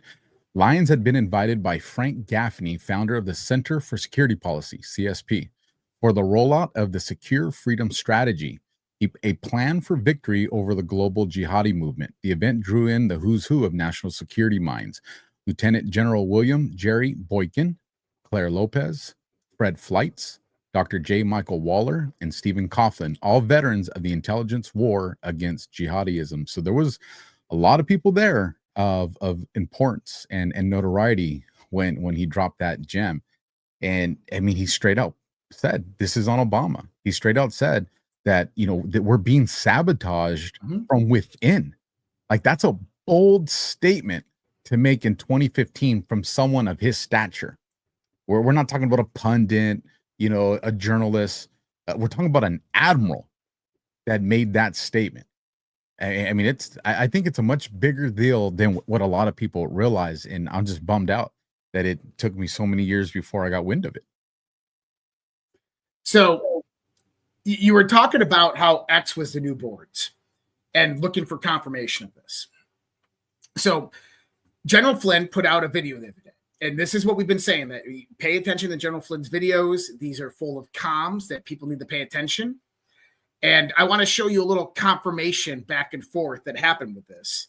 Okay, so General Flynn puts out this video right here. Looking at our country, what it's been through the last years, I see a nation searching for its soul. We've faced years of division, corruption, confusion, but the American spirit endures. We've sometimes forgotten who we are, a people founded on faith, freedom, and courage. I believe the storm has a purpose. It's reminding us that liberty requires vigilance and truth mandates sacrifice. The question isn't what's happening to America. It's what we're willing to do to restore her. Okay. And so it goes into the truth tellers and everything like this. And I'm not going to play the whole video. What I'm going to do is I'm just going to go to a part in the video right about here. And then it says, you see that little thing that's coming up right there? General Flynn certainly has a story to tell, and he will very much wants to tell it. Right. Now, the word yeah comes up at 4:05. Okay? Now, I think that's pretty important. The word yeah comes up exactly at 4:05 when it says this one comes into full clarity. General Flynn certainly has a story to tell, and he very much wants to tell it. Well, you go back to Q 4:05. Multiple people were asking Q to make things more public, calling for full disclosure. We listened, find the exchange, no coincidences. So I responded back, find the exchanges, no coincidences, welcome to the new board. Okay? So then immediately after this, I love where this is going. I posted this post right here. All right? So hold the line, patriots. Patriot, a noun, a person who loves, supports, and defends his or her country in the interest with devotion, a person who loves their country and, if necessary, will fight for it, a person who vigorously supports their country. This is my reply to Flynn, okay? Prepared to defend against enemies and detractors, a person who regards himself or herself as a defender, especially individual rights, against all enemies in foreign and domestic. And then I put Q4750, and I tag Flynn. And then I do a post from Patriot, okay? One of the greatest movies ever. Right. The next day, General Flynn thanked me for a review of his book. I did a review of Pardon of Innocence, which, by the way, I finished in one day. Highly recommend it. Go check it out. That's right. There is so much comms in that book. But General Flynn thanks me for it. He says, thank you, Joshua. Along the road of life, we learned that prayer is the most powerful weapon system known to man. Now, this is interesting. He says Psalms 23, but prayer, the video I attached to this is my Armor of God video. Interesting enough, General Flynn posts this at 8:02, mine is Central Time. So this is 8:02 a.m. 8:02 a.m. I'm going to pull up Q post 8:02. Now, you remember, the post that I said in response to him was the Patriot quote, right? Correct. Patriot, a person who loves and supports and defends his or her country and its interests with devotion. 2, a patriot who regards himself or herself as a defender, especially individual rights, against presumed interference by the federal government. Then it goes in the traitor. Guys, that's comms. That's what's happening on X right now. Every week. It's every week. Every single week they've been doing this. Yep. And now what's interesting as well is if you go to that same post, that word yeah sticks around from 4:06 and ends at 4:07, goes away at 4:07. So you would assume that 4:06 is a part of that, right? Q406. Test. That's interesting. Testing the boards. Because we saw that last week as well. When I showed you, remember I showed you last week how there was that confirmation of the boards again? They said trip confirmation. Well, okay. And that's why I came across this and I couldn't figure this one out. And there's only about 3 people that I'll turn to on these particular things when I can't figure them out. So you're definitely one of them. So I said, I'll just ask Josh tomorrow. So that Admiral Lyons video, the Admiral Lyons video, remember, we get that from the Q post that has a link. That Q post comes from the timestamp from Dan Scavino's post on that moto video of President Trump. But that moto video of President Trump is 1:31, so 1:31. So when you go to post 131, this is the post, and it's November 10th, and it says POTUS NatSec e-briefing 3:02 a.m. Please stand by. I wasn't around during that time, so I was like, well, maybe Josh knows something about this to see if it has any relevance to this conversation or anything that's going on right now, or maybe it doesn't. But I didn't want to bypass it given the importance of that video. So I'm assuming this was one of the this might have been the Moab time frame, or when we dropped the Moab on Afghanistan on ISIS. I don't know. But what's interesting about this, because I saw this timestamp too with Savino's post, is that President Trump actually had a briefing the next morning where he was going to talk to everybody. And I don't remember what it was. Oh, it was about, it was where they were talking about Venezuela. And he was talking about going in on the ground. Yes. So the next day was the press conference at 11 a.m. on what we were doing in Venezuela and how him and Pete Hegseth sat there and talked about it. So that was on that. Now, Flynn posted something on that same day. Well, hold on real quick, because I want to one more. And this one I felt like I was reaching, but I still wanted to show it. So today when we did the show with Nino, we brought up that post with the Cicero or Sicario, right? Right. And I'll bring that up. And I had addressed to you guys that one of my concerns around that was, well, Cicero was assassinated. And do you remember the date that I said he was assassinated on? No. December 7th, 12/7. And well, remember, so we in this post, right? This is the one we get from the length of the video, 1 minute 31 seconds, right? But it says 302. So I said, just for shits and giggles, let me just see what post 302 is, right? Because everything could be a calm, everything could be a stretch. So I'll go to 302 and it's dated December 7th. And it says for green, Q, end. So well, and for green, that goes back to, so there's a whole inter-exchange on the Q boards during this time of the Rothschild fly. Basically, there's a story of a pilot flying over the Rothschild's mansion during that time, and apparently he crashes. What we guess is he was actually shot down, and his name was Green. And then for green, Q end. And this was where operators are active, prey, all of that was coming in. At least from what I remember off the top of my head, I would have to go back to the boards and look. But General Flynn posted this on October 25th. Do you know what F3EA is? You've told me to, so I should know. Okay. So obviously, Stephen Miller, Trinidad Aragua is designated foreign terrorist organization from Venezuela operating under direct control of the Venezuelan regime, has waged a campaign of rape, torture, and murder against Americans, and its members are designated as aliens, enemies of the United States. So this goes back into everything that we were talking about. You got to remember, this is the same day that Trump sat there in the briefing talking about how he allowed this, he has CIA paramilitary groups operating there, right? And Flynn comes out and says F3EA. Well, find, fix, finish, exploit, analyze. This comes from U.S. military and intelligence community targeting doctrine, particularly within special operation forces and counterterrorism operations. JSOC adopted this post 9/11. Unlike Delta Force, SEAL Team 6 and units like Delta Force, SEAL Team 6 and Task Force 714 operationalized F3EA to rapidly locate, neutralize, and exploit enemy networks, often in hours rather than days. It became part of the joint publication 3-60, targeting and related to counterterrorism doctrine as a model for dynamic adaptive targeting and intelligence exploitation. What does it mean? F3EA is a special operations targeting system born from post 9/11 counterintelligence operations designed for speed, precision, and intelligence exploitations. In other words, operators are active.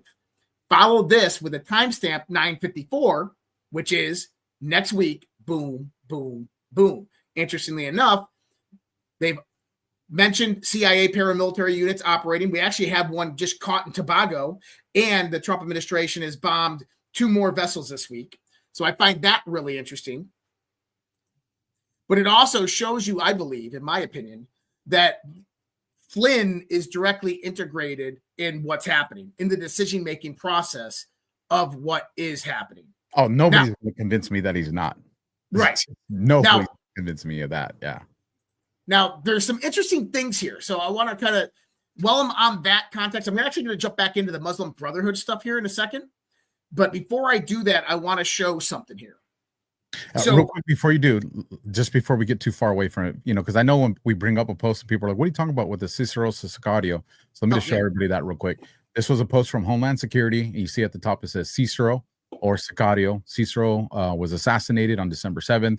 Sicario, if you've seen the movie, the guy ends up turning into an assassin and go after what we would consider the bad guys. And then it has the picture of President Trump, and it's a timestamp. That would be 6/22 East Coast or 18/22 October 24th. So just want to make sure everybody has that. All right, go ahead. Now, okay, well, to the same topic of those kind of movies that they're putting out there, I found this funny, but it's also another confirmation that there's certain accounts that are legitimate, and they're confirming this. So last week we had the comms that were saying confirmation of trip and boards, and we're seeing the various different accounts do this.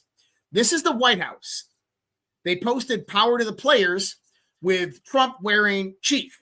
Now, 117 is not something they added in there. That's actually Chief's number in Halo, okay? What's interesting, it was in reply to GameStop, okay? So GameStop published this letter out to the world. Basically declares an end to the console wars. Now, this is interesting. You can take this in many different ways. On the Q boards, they talk about how they used Xbox 360, Microsoft, Activision, all of these as backdoor comms, right? And GameStop comes out, declares an end. And really what this has to do is the multi-game platforms. They used to restrict games on only one platform, Halo being the first one. This is why they released this letter. But here's what I want to bring to your attention. White House comes out and says, power to the players, post a picture of Trump and Chief 117. The timestamp is 10:40 p.m., okay? Now, why is that important? You go to post 10:40, read the bottom. Would you believe they called the White House for comment prior to publishing? It's a reply to the GameStop letter. It's a joke, but it's a confirmation. It's from the White House directly. And it's saying, would you believe they called the White House for comment prior to publishing? And the White House responds. That is calm 100%, people. And what that is a confirmation that the White House page is being controlled by a board actor, someone who is posting with board comms. In my, I mean, come on. I agree with you. And that's what I've been tracking. These official accounts, whether it be Homeland Security, HSI, they're the ones that have the gray checks that are like official government accounts. They are showing confirmations through that. And I think they're doing it with enough consistency to show us, yeah, you guys can rely on this stuff. If you're looking at it, it's supplemented by Scavino, or it's addressed by General Flynn, or it's the circle of players we're used to seeing. But now they're kind of, like I said, they're validating that these accounts exist. And I'm there with you 100% on that. I completely agree with you on that. Now, before we get into the Muslim Brotherhood stuff, I actually want to touch on this topic because I think it's really important. We had a ghost of Base Patrick Henry on a few weeks ago. And he's like, you're going to be surprised when you find out that Maduro is actually working with the Trump administration. I'm like, it's a hard one, right? I am convinced now. And I want to lay this out for people, okay? So today, you had a Venezuelan F-16 was scrambled earlier today from El Libertador Air Base in Maracay, okay? And they were sent to intercept a Cessna 310 aircraft that came over the Colombian border, right? The aircraft lands in a dirt field, and the F-16 launched missiles at it and destroyed it. What was the Cessna? It was a drug smuggler coming in from Colombia. That's Maduro's regime. Oh, go ahead. Not to interrupt you. Look in the studio and look at what just happened to my browser with the X screen. I've never seen that before. Okay, you can share it too. I guess we can share it with everybody. That's odd. That, X marks yeah, the spot. bro. X marks the spot. X marks the spot. So, a Venezuelan F-16 deployed for a Cessna coming over, drug smuggler, and they destroyed the plane and the crew. That's the Maduro regime. Or are they doing that because it's a competitive cartel? Possibly, but most likely not. Because on the same day this happened, what happened in Brazil? In Brazil, 2,500 military, police and special operations in Brazil, in Rio de Janeiro, stormed areas near the international airport, key strongholds of the Red Command, one of Brazil's most powerful cartels. The operation began at dawn, and in response, gang members opened fire, set cars on fire, and built barricades. For the first time in Brazil's history, drug traffickers reportedly used FPV drones to drop explosives on the police. This is the first time in decades of armed conflict against cartels from Brazil. Now, Brazil and Venezuela are targeting cartels. First time in decades, Brazil's doing it. Now, context. Today, U.S. trade representative for the Trump administration landed in Brazil to talk about trade with rare earth minerals and metals with Brazil. Many people saw that Senate tonight voted to remove Trump's tariffs on Brazil.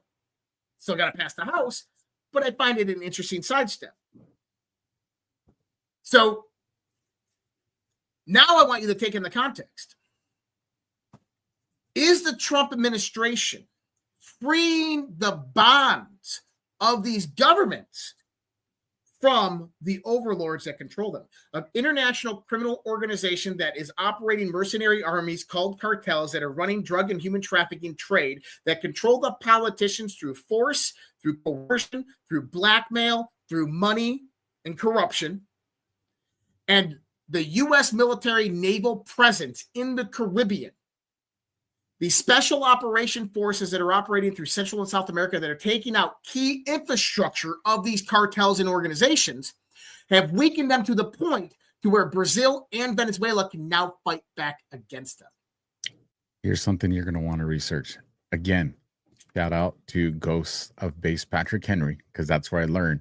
This Sunday, every Sunday I do a show with them. It's called the Middle East in 20 Minutes-ish, right?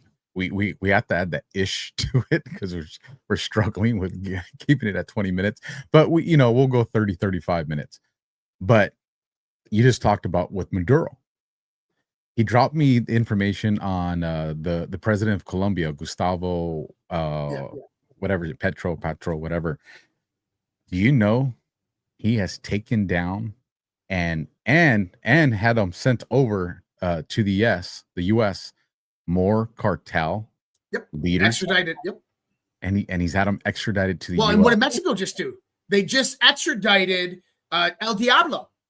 So yes, because you had Tulsi Gabbard. Yeah. Well, what did they say? They said Mexican special forces caught him. I'll play that video. That's a clip people should hear. But it wasn't Mexican the special forces who caught him. I want people to understand.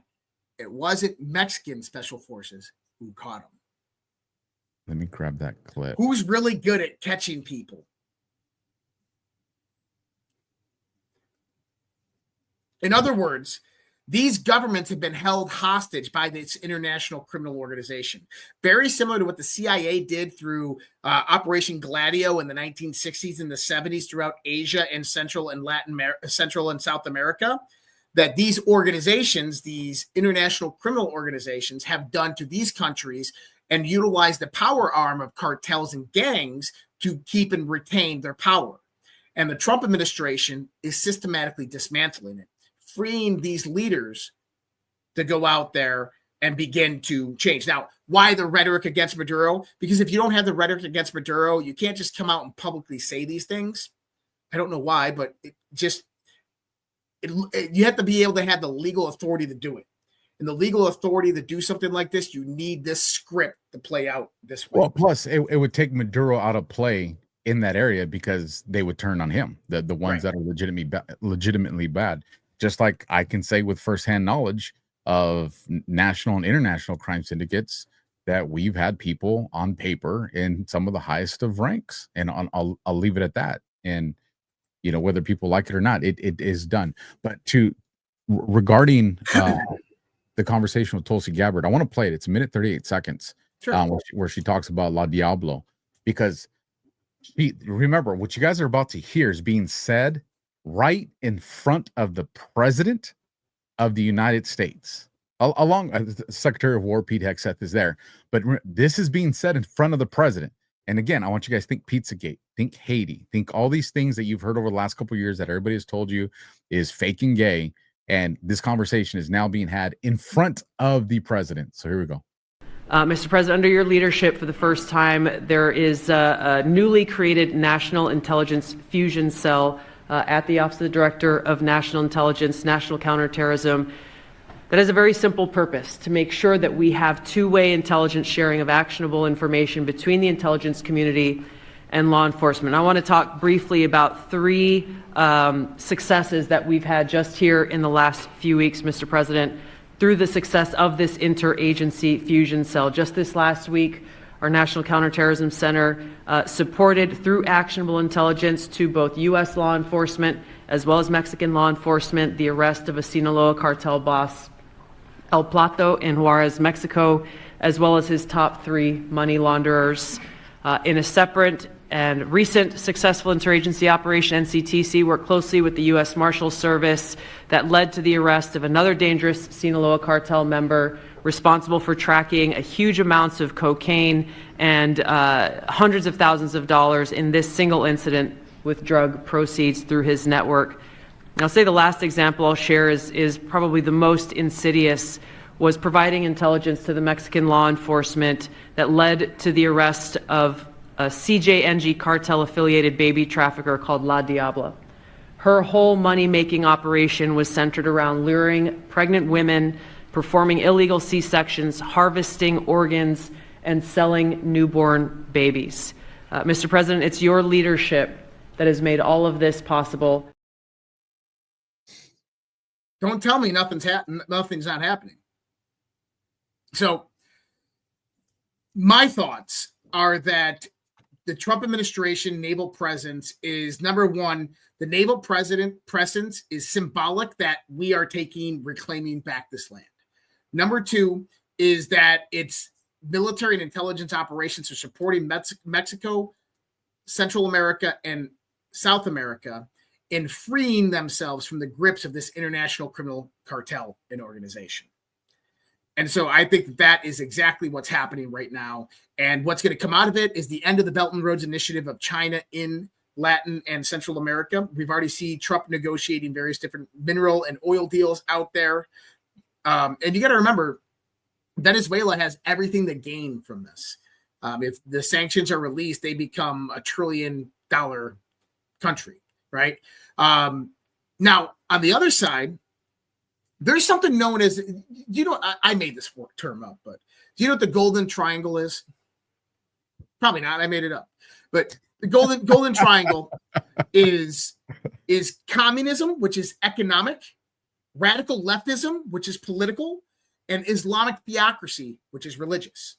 So the Golden Triangle is religious, political, and economic. It's a framework for a governmental structure. Okay.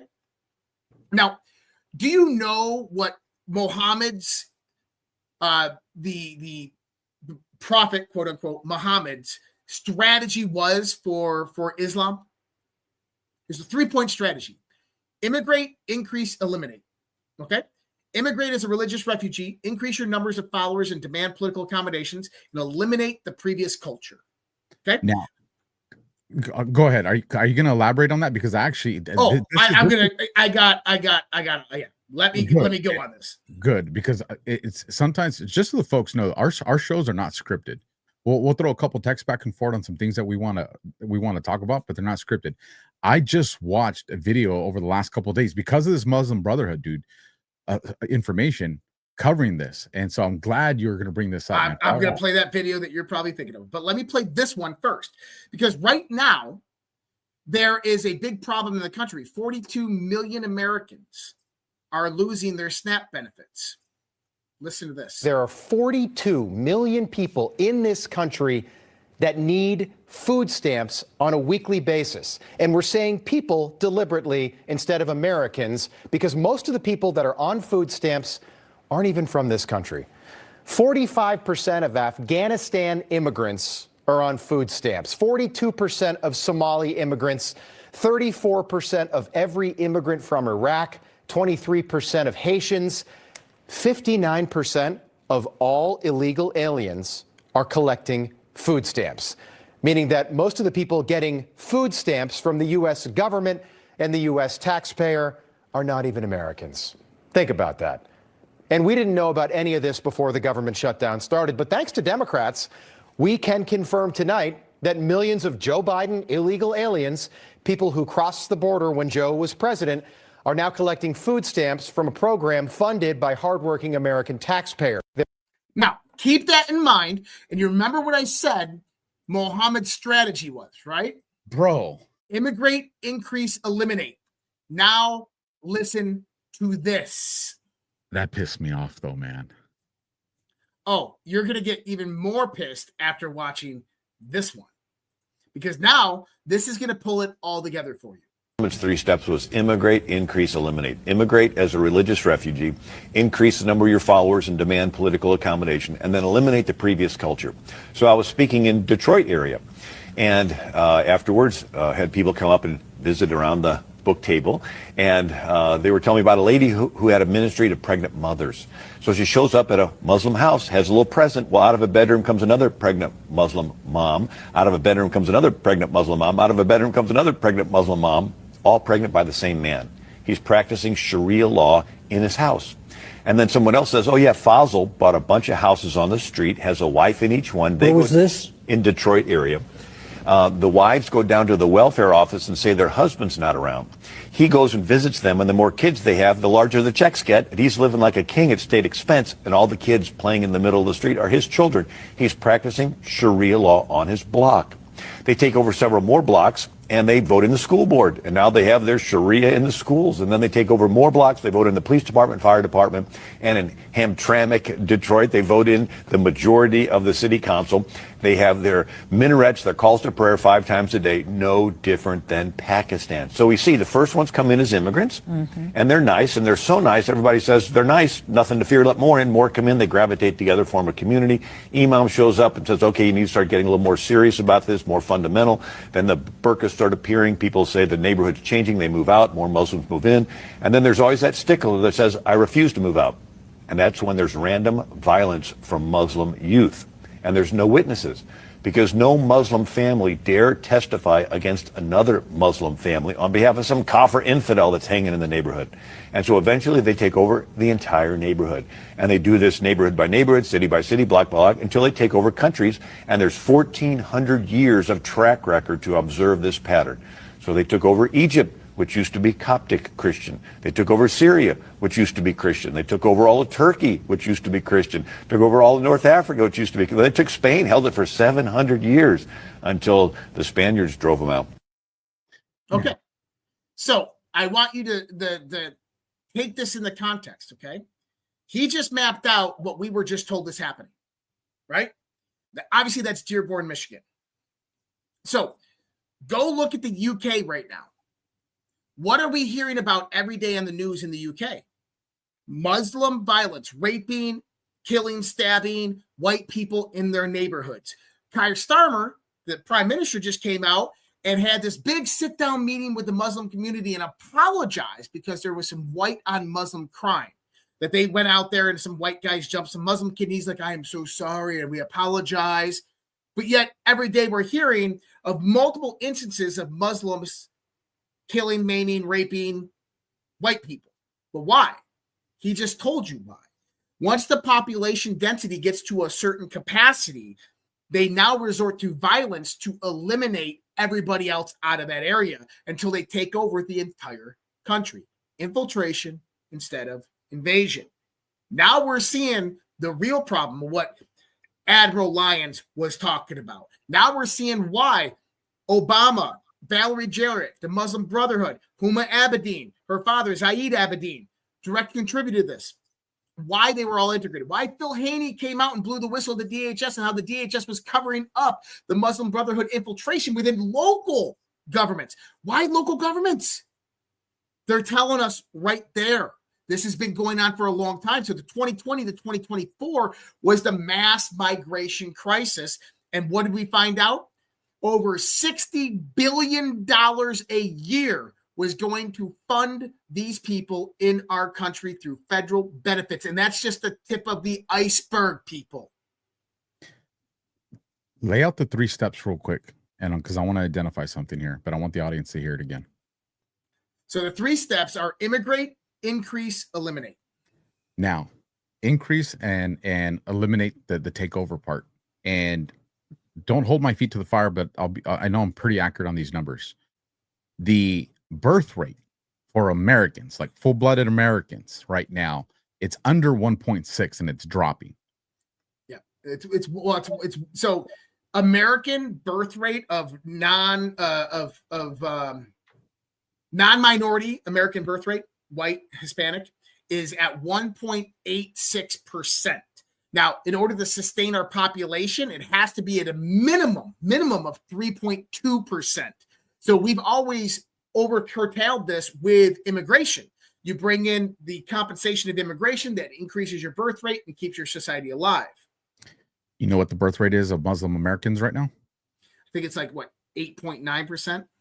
I don't think it's that high. Well, I mean, it could be, because the video that I was watching and going off is about a year old now. It was 4.6.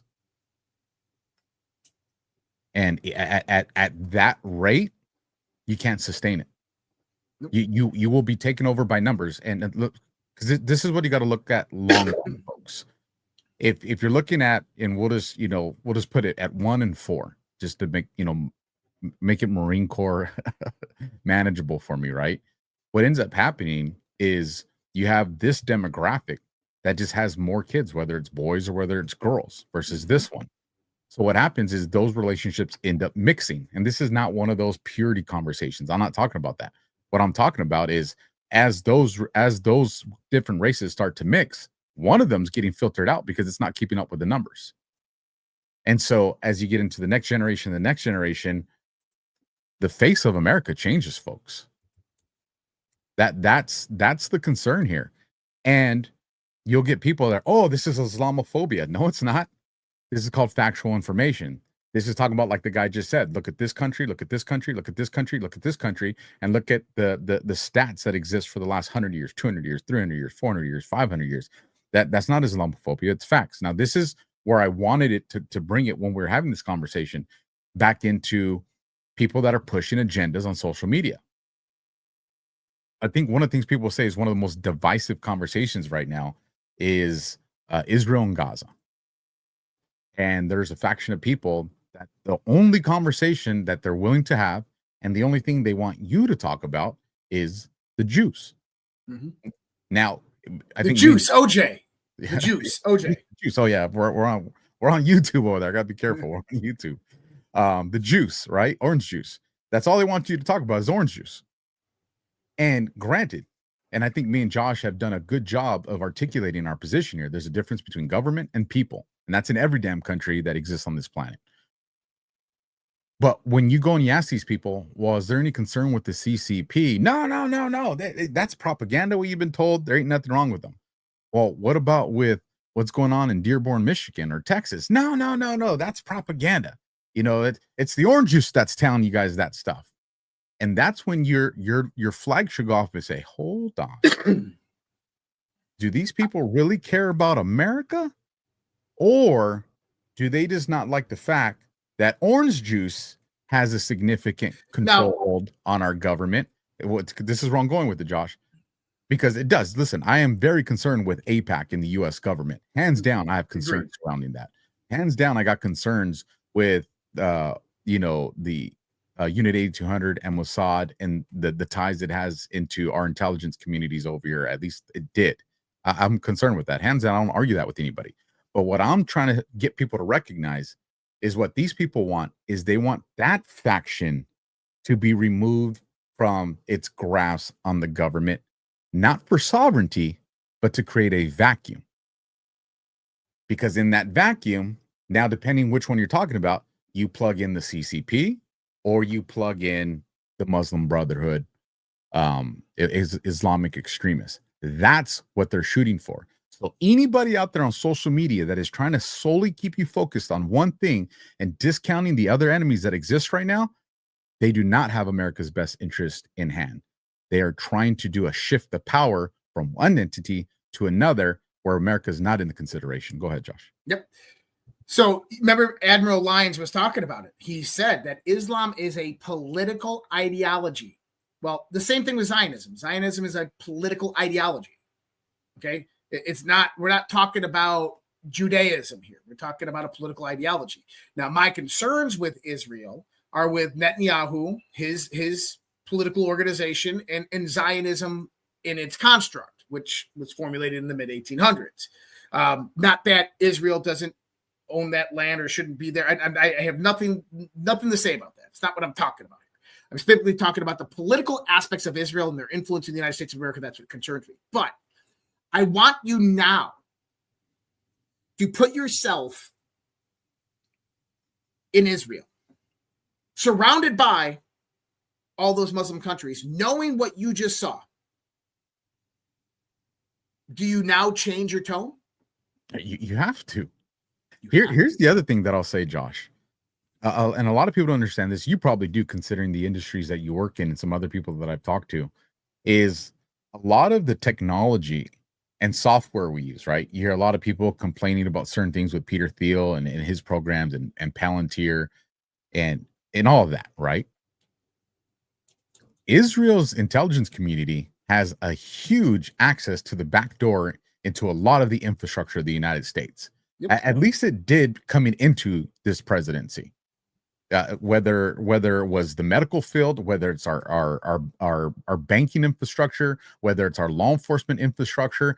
I mean, I use programs out there that now I look, I'm like, hey, man, I didn't know that was tied into Israeli intelligence that provided it. You have a lot of stuff that exists. So let me ask you this, Josh. If Trump was just to cut off Israel right now, say, we're done funding you, it's done. Israel has three options.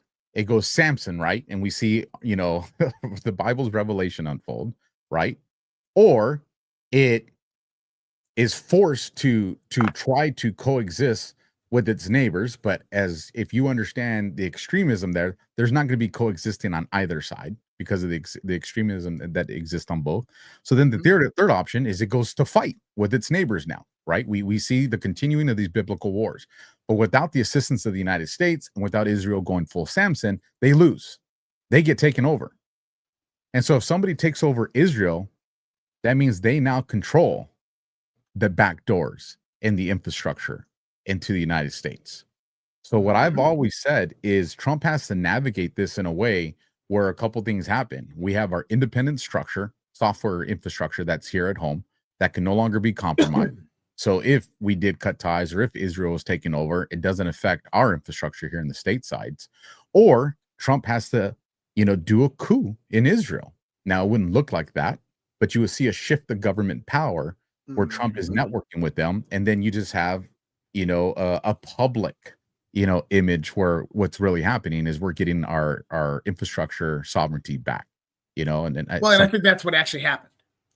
So that's actually what I think happened. Is I think that Trump has freed those bonds of Netanyahu. This is why he protects Netanyahu. Now, I'm not standing up for this or anything like that. What I'm trying to show you is that we've said it in this show before. Number one is the protection of Jerusalem. You heard Steve Bannon the other day, is that Trump has paved the way for a 3-state solution. Now you're like, wait, what do you mean 3 states? 2-state solution. Bannon said, no, 3-state solution, where the West Bank and Gaza go to the Palestinians and Jerusalem goes to the Christians. That's the negotiation. That was the freaking deal. Now, that's pretty amazing, but there's more here. So number one is the United States of America has to protect Israel for exactly all the reasons that we just talked about, because if they don't, Israel will be taken over by these countries, and they absolutely will be taken over by radical Islam. And we're not talking about UAE and Saudi Arabia. We're talking about radical Islam, not the ones who funded in the past or anything like that. We're talking about the fundamental radical Islamists who are controlled by a hidden hand, the same hidden hand that is controlling radical leftism and the communist revolution within the world. Okay? And I just uploaded that Bannon clip of what you're talking about if you want to share it. Oh, perfect. Yeah, go ahead and play it. Okay, here we go. But we got a problem over there. And part of the problem is there's many people that don't look. President Trump has a vision of how this is going to work. Jared Kushner did the Abraham Accords. It's kind of more of a business deal and diplomatic deal. His work to date, that's kind of the template. And the president's saying, hey, here's what we're going to do. So if you want to go do it on your own, then do it on your own. When I say do it on your own, no money, no arms, no nothing. If you're going to do it, Israel First Crowd and the Greater Israel Project, which is, I believe, destroyed Israel. And this is why now you have to go to a 3-state solution. And one of those states has to be, wait for it, the Christian state of Jerusalem. We need a Christian state in the Holy Land. You just need it. Make sure 20, 25 years, 30 years from now, everything's kind of sorted. Because you got the Muslims are going to have their deal, and they got it. You got 2 million Palestinians. You got Qatar writing tens or hundreds of billions of dollars of checks for redevelopment. You got Turkey as security guarantee. Netanyahu said when JD was there, well, you know, I got to think about Turkey. Maybe they do, maybe they don't. Yeah. Call this guy named Trump at 1600 Pennsylvania Avenue. Put a call into him. Get his thoughts on that. Erdogan is the head of the security force with Egyptian troops and UAE troops and maybe Saudi troops. We've unwound in 2 months what has been in place 100 years ago when General Allenby and Lawrence of Arabia blew up through Jerusalem to Damascus and drove the Ottoman Empire out of the Middle East, out of that part of it, and drove them out of Syria, drove them out of Israel, Palestine, drove them out of Egypt, drove them out of, I shouldn't say Egypt, the British had that, drove them out of Jordan, Transjordan, Iraq, in the Saudi Peninsula, Sinai in the Saudi Peninsula, that they have been in for, I don't know, 500 or 600 years. The Ottomans played the long game. We're gonna confuse all the anti-DEFCON crowd out there. That's like, we got one side, they're Zionists, the other one, no, they're jihadis. Wait, hold on, they're calling out everybody. No, but well, what we are calling out is that the globalist, the international criminal organization, criminal syndicate, criminal cartel, it doesn't have a religion. It doesn't have an ideology. It doesn't have a politic. It doesn't have a nationality. It doesn't have a race. It is infiltrated through a secret ideological doctrine that is infiltrated in every government intelligence organization, every corporation, every institution, and every organization around the world. They control mercenary groups called cartels and gangs and various different military groups around the world. They can go to a general in Burma and have him go start bombing another nation if they wanted to. That general would probably do it. And guess what? The leader of that nation would have to stand up and say, yes, I ordered that because. Why? Because they can't look weak like someone undermined them. And I guarantee you something like that has absolutely happened to Donald Trump in the past. That someone in the military was corrupted and they went out there and they did something and they gave the orders and the orders were given and something happened and Trump had to go out there, eat his fucking pride and say, yep, we ordered that because of this, this, and this, and this. It happens all the time. That's how they control these power figures. And what we are seeing right now is the strings being cut around the world on all of these power figures that were controlled by this hidden hand above. Now, what is that hidden hand psychologically through warfare done to the world over the last 50 years? They've implemented through psychological warfare tactics, radical leftism ideologies throughout the Western nations. Number two, they funded socialist and communist organizations as well as movements from the grassroots by infiltration, like Yuri Bezmenov talked about, into the educational centers, starting with higher educational centers in the 1970s and the 80s, going in and getting to the young students coming out of the 1960s, getting them aligned. Remember the Weather Underground, all of these guys. This is where Barack Obama comes from, Hillary Clinton comes from. They aligned them with communist ideologies that was spawned out of the 1930s, the 1940s, the infiltration in our country, because it was the real fascists that funded both sides of World War II. It was the real fascists that went out there and utilized the CIA to invade various different countries, overthrow their leaders under the guise of communists when they were the real communists that were running these operations. They trained and educated the college professors. They put them into lower education, elementary, high schools, and they put them into college. And throughout the 80s and the 90s, they trained armies of people and strategically placed them around the world. This is where you get things like Rhodes Scholars. This is where you get World Economic Forum young leaders who are then strategically positioned around the world and then propped up into positions of power because now they become controllable. And this is what we're talking about by this hidden hand. So we have to understand that what we are seeing is the formation of a new world order that is being organized by a hidden, dark, evil hand that we don't know who it is or what it is, but has organized this globally over the last 50 to 60 years and integrated it into every Western society and probably every society around the world. Now, why is China seem to be the viable threat of all of this? Because China has two main political and military centers that hold power in China: the People's Liberation Army, the PLA, and the CCP, the Chinese Communist Party. The Chinese Communist Party is there's a board, a hidden board in China that runs everything. It's called the Board of the Board of Elders, or the Chinese elders, the communist elders. And this was what Jintao. Remember Jintao? We talked about Jintao, how he was removed from the meeting. He was one of the elders that Xi Jinping removed. Okay, that's a no-no. The elders don't like Xi Jinping. But you have to understand is that there's diversification of power throughout all of China. So Xi Jinping might be the first premier. He might be the head of China, the figurehead. He has power and control over the military. He has power and control of the CCP. But in actuality, power is kind of decentralized in China, and they could overthrow, and there's various different factions in the CCP that have different methodologies on how to do things. So China is a variable wild card in a lot of this, of what we're talking about, because sometimes Xi Jinping is just going to have to do what he's being told to do. So China is one of the financiers of a lot of this infrastructure. This is what the BRICS nations were about, the Belt and Roads Initiative, the implementation of this through party lines, supply chains, and controlling resources.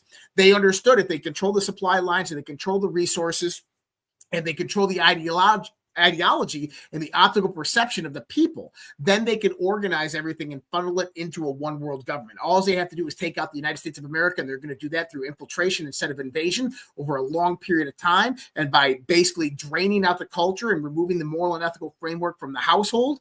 That's exactly what they've done. But guess what? We woke up. Guess what? Not only did we woke up, they awakened a roaring lion, a jungle full of pissed off lions that are the men that just wanted to be left alone, and they have no idea what they're in store for. And so when we look at it, it's not China proper, it's not Israel proper, it's not Saudi Arabia or Venezuela. It's factions that control the grips of power in those arenas, and then have the resources of those countries, nations, and intelligence agencies at their disposal. Like I was talking to Colonel Towner last night, and she disagreed with me, but I got this from good sources. The CIA is good people. There's good people at the CIA. What we see in the context, like, oh, it's the CIA did that. There's echelons in the covert branches. And so what I mean by that is the CIA contracts out a lot of stuff, even mercenary groups and paramilitary groups, okay? And so there's institutions, there's NGOs, there's international organizations, international collectives of these intelligence organizations that operate together. So just because we have one guy in a covert operation that might be bad, like John Brennan in Riyadh, Saudi Arabia, who's going out there telling his agents, hey, I need you to go out there and I need you to find me 18 Saudis, bring them in my office. I want to interview them. I'm going to issue them passports. He signs the documents, issues them passports, gets them on a plane, sends them to the United States of America. They go to 5 different states. They have an FBI handler that they meet who's in on it. Not the whole FBI, just that FBI handler, just John Brennan and the CIA. It's not the entire CIA. It wasn't all the people working around John Brennan. It was one person who was in a position of power that was able to orchestrate that whole construct. This is what I'm saying. This is how it works. It's decentralized power structures that are partitioned throughout the world. This is why it's incredibly difficult to annihilate. So what's Trump doing? Trump first went after the financing. All of their financing drew down to human trafficking, drug trafficking, as well as USAID and money laundering. Trump shut that down. Then he went back and started relinquishing the bonds between these countries because the global cartel had organized trade deals all around the world to where the United States is going to suffer and get the ass end of the deal. But their countries, the excess money that was coming from this is what was being funneled up the top. So going through and renegotiating these trade deals, renegotiating the world, number one, it hurts the central banks. Number two, it hurts the Bank of London. Number three is it separates the bonds from these criminal organizations and these countries. And that's what Trump did. Now he's going after the cartels and the gangs. Why? This is the standing armies and the mercenary groups that run at their command and their orders that funnel also their secondary money chain. So he's going after the money proper. At the same time, he's criminally indicting the ones that were working in the United States that we call the deep state. And he's helping other countries find, hunt, and annihilate the ones inside their own countries. This is how you do it. Because at the end of the day, once you sever the ties of that upper hand and you free all these countries and their nations and their intelligence agencies, and they're able to do what they're trained to do and supposed to do, and you cut off the money supply to all the under people underneath it, the mercenaries and the armies, if they're not getting paid, they're not doing shit. It's over. And so now all you have is this upper echelon that is left defenseless. That's what we're doing. That's the plan. That's what's happening right now. It's also how you force people to start exposing themselves. When we're trying to figure out who the key holder is, I'm on an ADHD rant. I love them, man. I can tell when you're fired up and you're flowing. It's just like a good rap song, and I'm just like, that's my boy Josh. He's dropping a beat right now. Like, I'm not gonna interrupt this one. This one's flowing too good. I feel the frequency. But it's like when we're trying to find out who the key holder is in a certain section, right? Well, what do? Well, certain guys that aren't the key holders, but they relay the messages. They give the orders that come from the key holder. So we extract those guys out. So now what does that happen? Well, that means the key holder needs to get that direction to the enforcers, but he doesn't have the dove, right? So now it forces him into the spotlight to do the communication, and that's when we're ready and listening. And then we're like, gotcha, bitch. Well, that was 2020 to 2024. 100%. That was the biggest intelligence operation. Remember, FISA works both ways. You got to remember, how do they know where these documents are? Why is DNA? I got to bring this up. I can't believe we forgot about this part. This is so huge. I still got one. I got one in the chute for you. So, okay. Well, remember we were talking about Q14. Well, why is that so important? Because you got to prosecute these people and you got to weed them out. And we're seeing this massively. This is what the generals meeting was all about. But you remember, we talked about Alpha and myself. Military was the only way. And the military intelligence operation that you've witnessed over the past decade is legitimate. It's real.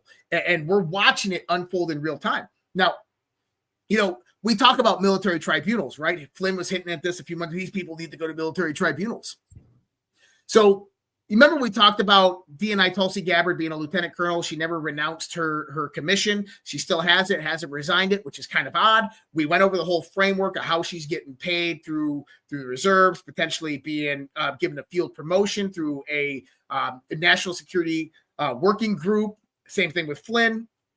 And so they are working with the military, but now DNI Tulsi Gabbard is over control of all of the military, all of the intelligence agencies. That correlates directly with Q14. How do you get military intelligence to basically be over top of all the intelligence agencies and control the flow of information and weed out the dissenters and the bad people, but ensure that your information, the information that you're providing to them, hey, we have military intel. We spied on these guys. We had active FISA warrants. Here it is. Let's enter it into evidence. How do you get that into evidence? Well, DNI Tulsi Gabbard comes and goes, well, you know what, Cash Patel, I found this in a burn bag in a broom closet at the 7th floor of the FBI, and here it is. And then John Brennan's on the news going, those documents don't exist. They're Russian propaganda, because he knows they were burned during the Biden administration, and they tore them up, and those documents didn't exist, but someone kept a copy. Who? Military intelligence. They handed the DNI Tulsi Gabbard. She sends criminal referrals directly to the DOJ, and now they can prosecute. Okay, well, what's the next step? Prosecution. Grand jury impanelment. You remember we did this around September timeframe? We talked about the grand jury impanelment.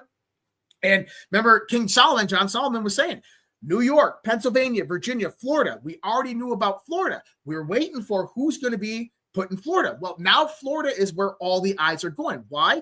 Because the guy in Florida, this is Jason Redding Quinones, is impaneling a grand jury, which is coming about in January. Now, real quick, just to put in a marker there, before we get into what you're about to tell everybody, remember, Ed Martin went down to Florida, had discussions with some people, and he left. Then this happened. Go ahead. Right. So Jason Redding Quinones is the guy that came the attorney for the Southern District of South Florida.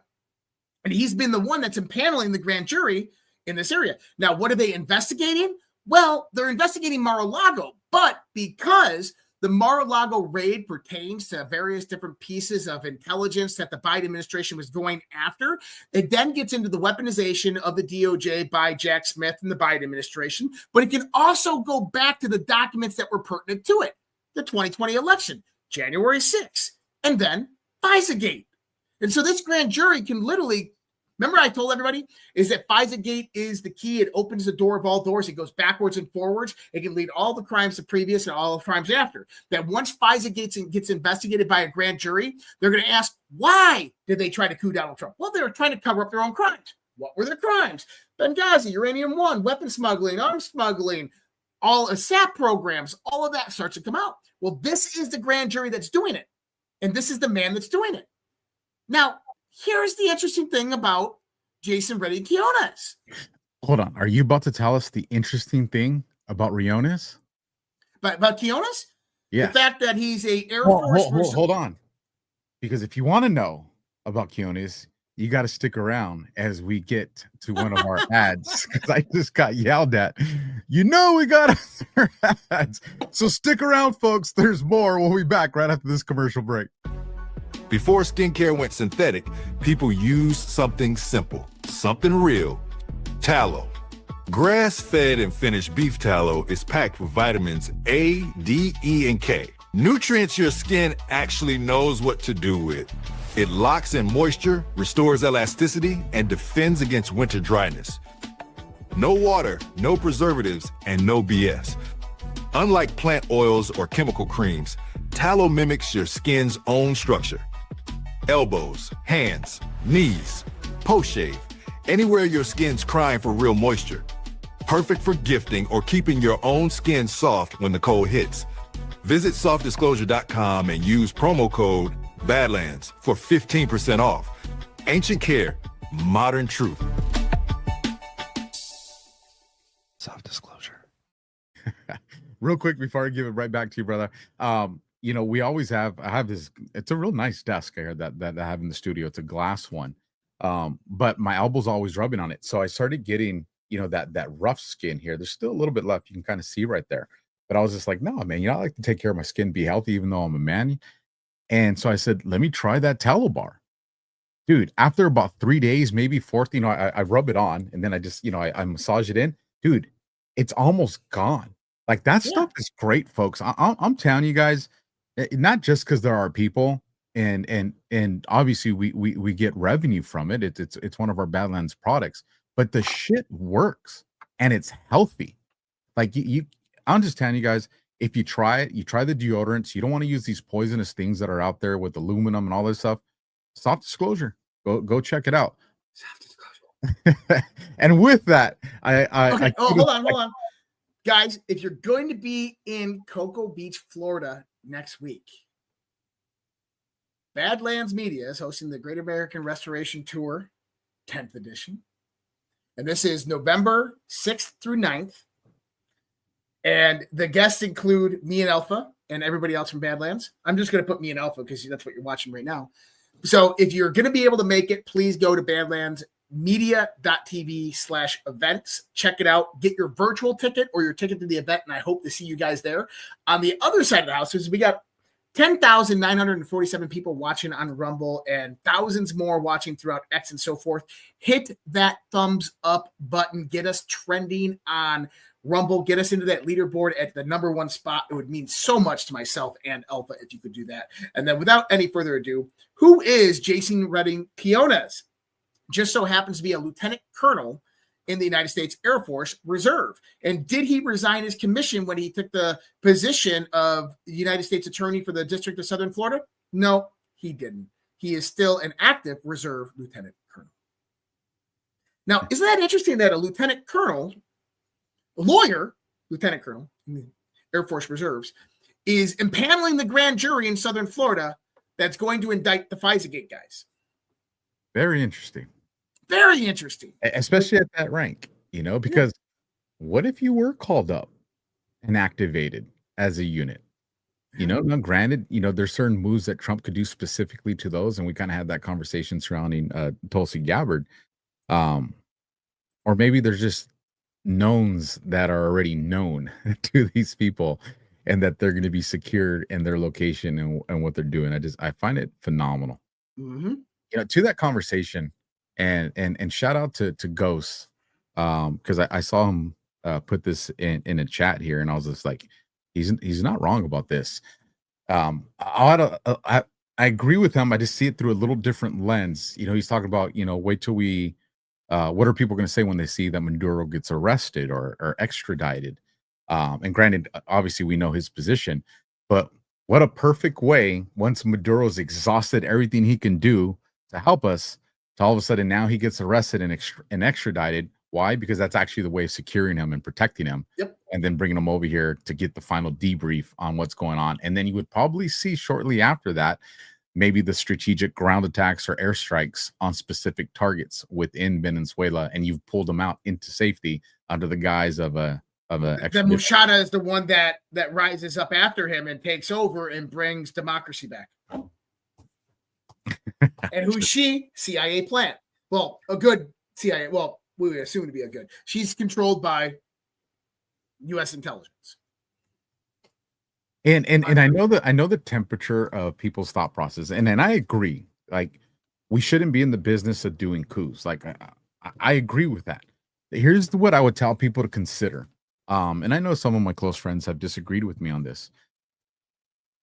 All the wars that we've been in, the last couple of decades, we've been doing color revolutions and coup. When I say we, I'm talking about the collective, like the entire Operation Gladio, the entire international crime syndicate, the deep state, whatever name you want or title you want to give them. But the coups have been done in such a fashion that the populace, the people of these different countries, that if we were just like, all right, we're not getting involved anymore, you guys are all on your own, they wouldn't survive it. And the reason being is because we've already implanted seeds and moles into their organic teams that would cause those revolutions. So they would literally be being led by the stay behind units, if you guys want to use Operation Gladio terms, that are operating under the guise of we're one of you. That's all it would be. The only true thing that needs to happen is there needs to be a collaboration. I think this is the sovereign alliance of the good versus evil all over the world that systematically is going to remove the deep state out of all the institutions of government everywhere at the same time. So it will look like coups, because technically that's what it is, but it's putting people in power that are actually going to allow the populace to run that government the way they want, to slowly feed them in while you're removing everything that's left over. Because here's the thing, folks, it's like you've seen the Terminator movies, right? You're like, we finally won, the machines are destroyed. And the last clip, it shows the debris field and there's smoke going over the street. And then it zooms in the wreckage and you see that little red light on the eye just go blink. And you're like, son of a bitch, it still has power, right? So I want to throw out a hypothetical conspiratorial theory, because we were talking about the 3i Atlas stuff earlier. But this has everything to do with what we're talking about. Now, the Epstein stuff, for everybody out there, when you start talking about Zorro Ranch and what he did there, Epstein was into DNA. He was actually into hybridization and commutation. What was that? What he wanted to do is he wanted to create the perfect human. Now, isn't that interesting? That goes back to eugenics, that goes back to the Nazism, that goes back to the Rockefeller Foundation. All of these people are eugenicists. This goes back to the Fabian Society, which I know is directly connected to everything that Colonel Towner is talking about. These people are eugenicists. They want to create the perfect race. Now, this is interesting. Do you remember a few months ago when Catherine Austin Fitts of the Solara Institute was talking about how they tracked the construction of over 130-something underground military bases over the last 30 years, and it cost approximately $30 trillion to build them out? Now, how many dollars are we in debt in this country? 34 trillion? Kind of interesting.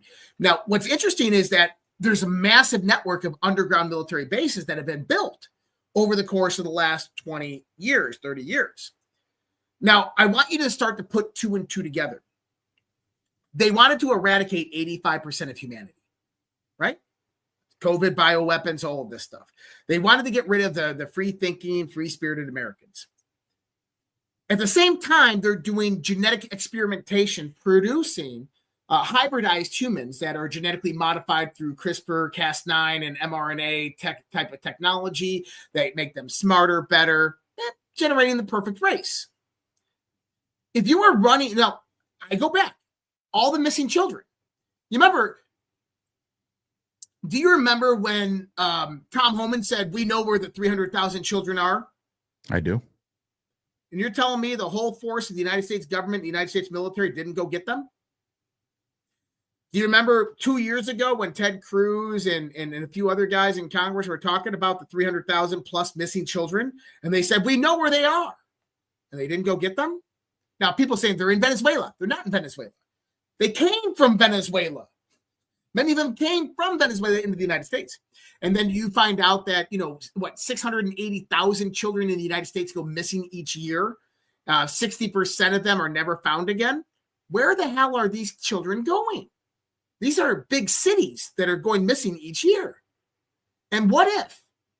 You go back to the idea of why they needed children, why Jeffrey Epstein was a procurer of children, because they were doing biomedical research on these children, genetic manipulative research. You utilize children because the DNA is still very, very pure and doesn't have many iterations of destruction within the DNA. So when you do genetic modifications to them, it actually takes on children of a younger age. This is why they went into Haiti. This is why they went into Africa.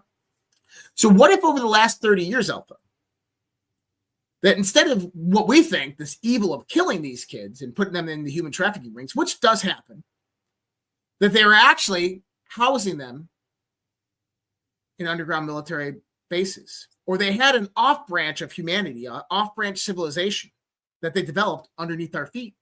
And what this has all been about was to eliminate humanity from the surface so that their perfect race could rise up.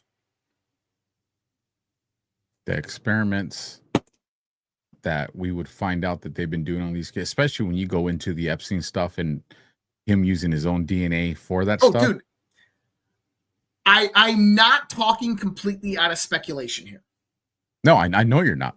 There's a lot of information that supports this.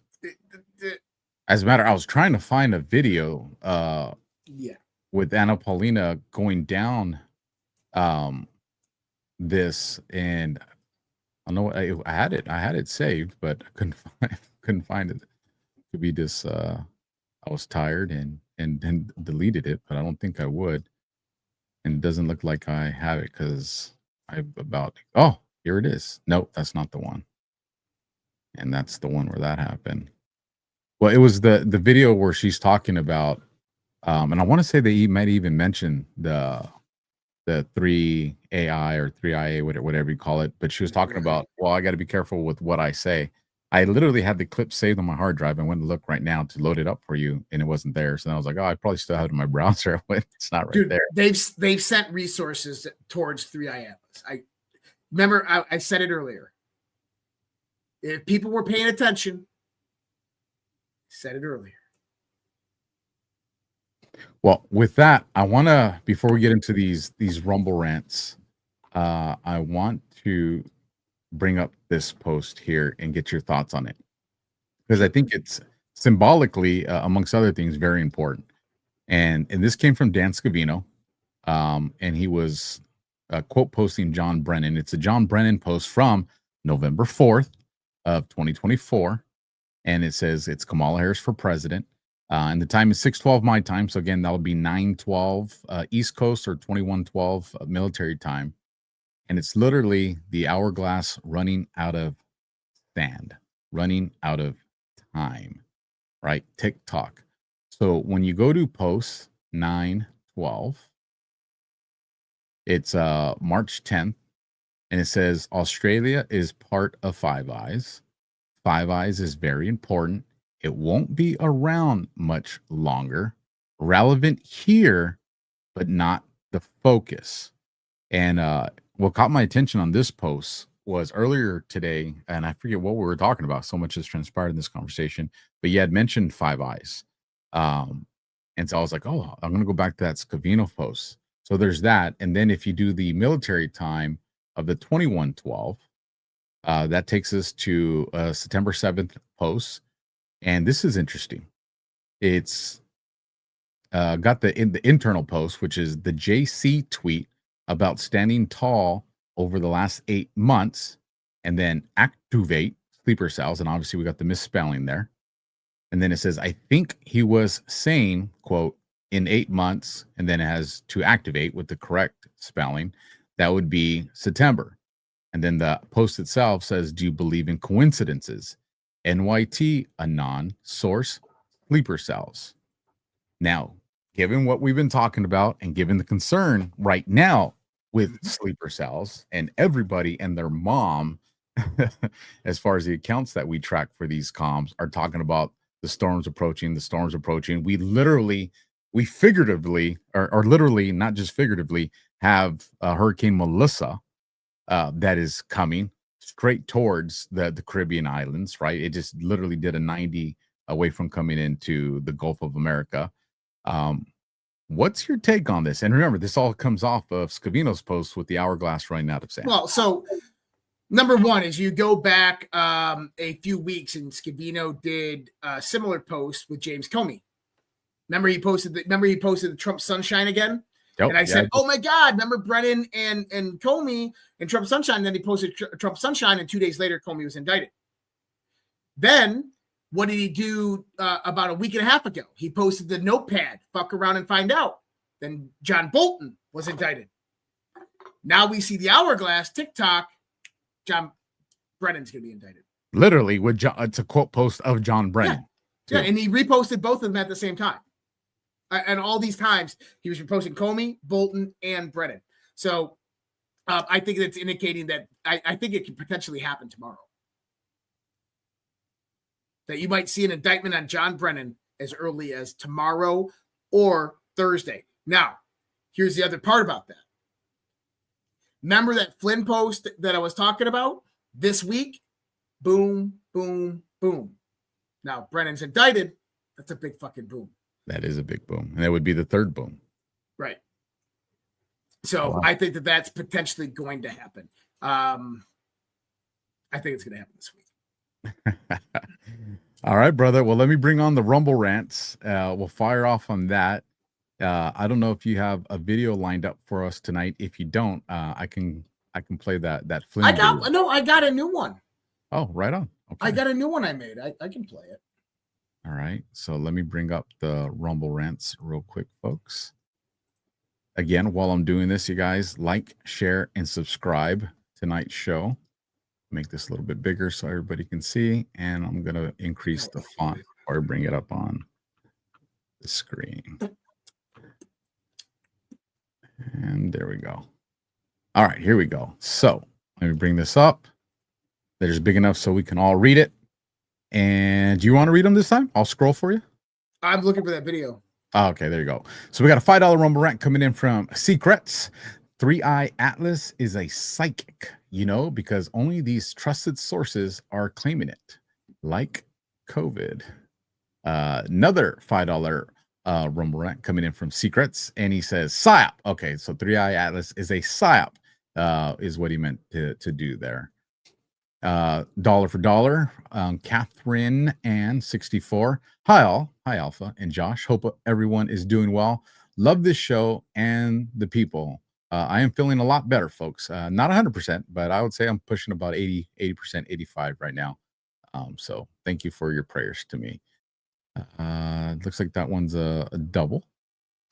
$55 coming in from Micro Toolmaker. Where we go one, we go all. Thank you for that, sir. Thank you. $20 coming in from Andy Pearson. What's your view of civil tactics de facto versus general jural assemblies outside of the U.S. corporation? There are 3 states that have reassembled into jural republics. Illinois is one. Will they be relevant / needed by the end of 2026? This is definitely outside the scope of anything I've looked into. I don't know if you got something on right. this. Well, I think that it goes to the Podesta Plan and the Western Alliance and Civil War, because this is what they're framing towards. I'll have to look that up because it did get me curious.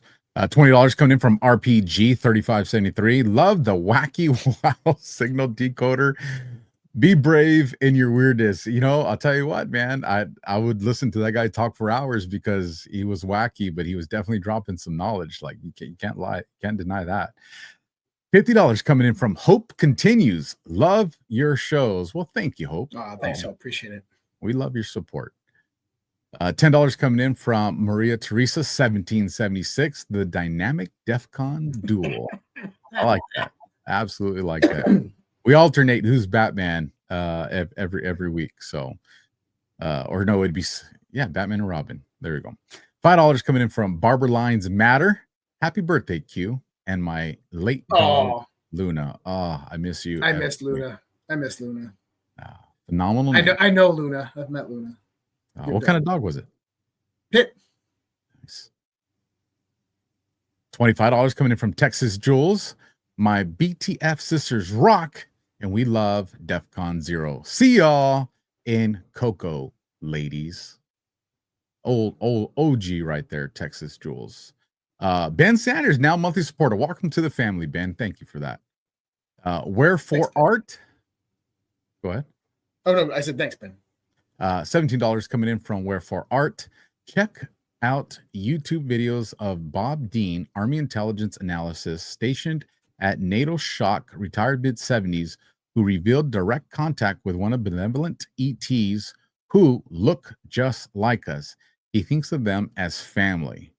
So Bob Dean is probably one of the most legitimate and accurate whistleblowers in that whole arena of accurate people. I would say 99% of everybody else is full of shit. Bob Dean is probably one that I would actually believe in legit.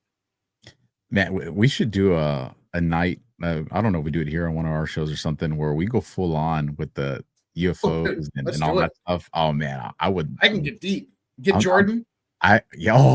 Jordan would be badass on that one, man. Yeah. We'll have to hit him up because I'll tell you what. Listen, for those that have been following my show for a couple of years, you know about this. I did an interview, I think 2 or 3 times with the gentleman Andres Moreno, and he kicked me some knowledge on some Galactic Federation stuff. And like I said, you know, my brother was a conspiracy theorist. It was most definitely not me, which he likes to throw in my face all the time now because he was right on so many things. But he shared some stuff with me that I was like, how'd you know that, man? And it connects with other stuff. So that's the teaser for a show that we'll figure out sometime in the future to tell you guys. But I'll tell you what, I don't mind sharing some interesting stuff personally. And I know Josh got a lot. $5 coming from QFan Attic regarding 7+7, number 14, Gigi. Didn't hear you specifically say it, but in Coog or Cog, when FBI deals with criminal takedown, given military is superseding executives, would Cash not report to Gigi, General Gabbard? I'd have to write that down on paper and look at it because you're also looking at jurisdiction that's going to come into play with that. You're looking at what are they looking at? So yes, I would say actually no, because in the United States, there is a direct separation of powers. And the FBI is a civilian counterpart that could not be under the command of anything in the military. The intelligence agencies, I think that's a different construct. But and that's what I would say. So not through the command side, but here's something like I worked stateside, right? I was a municipality, but I ran operations in collaboration with the military, with NCIS, alongside, ATF, DEA, and other things. So it's more of a collaboration than I would say chain of command. I think because I agree with what you're saying, but I think you could have these communications not through chain of command, but through collaboration. Yeah. So hopefully we didn't confuse you more. Great thinking, Q fan. I loved it. Yeah, definitely. $5 coming from Jab K Man. 1982 funky alien robot sounding song, Voice of Q, about opening mine and receiving transmission. All right, I'm gonna look that up because I'm not familiar with that, but curiosity got me. Do you know about that one, Josh? Yeah, so I'll be looking that up with you. $20 coming in from True Deplorable. Thanks for being so genuine. That's why we love y'all. Here's a crazy Anon clip just for fun. And there is the link. So I don't know if you can grab that link, Josh. If not, I'll come back and grab it. I cannot grab it. All right, here. Let me just hit copy for. Oh, hold on. Why won't it let me copy? Check it out before we play it, though. Oh, yeah. I'm not going to get set up on something. I got you. $5 coming in from Melindy. Softcore porn. Yeah, right. Some goat stuff. Cloud pivot strategy equals system overload equals UBI, etc. And there's the Grokpedia link that I'll take a look at. Let's see. We have $5 coming in from Cat 60. Thanks for all you guys do. Thanks. And thanks for being here and giving us your time. Big ol' 100 Benjamin coming from Region 13. So grateful and love a show with both of you. I hope all of your hard work pays bigly in the days and years ahead. The intros, shows, and music are priceless. Wow. Awesome. Thank you, brother.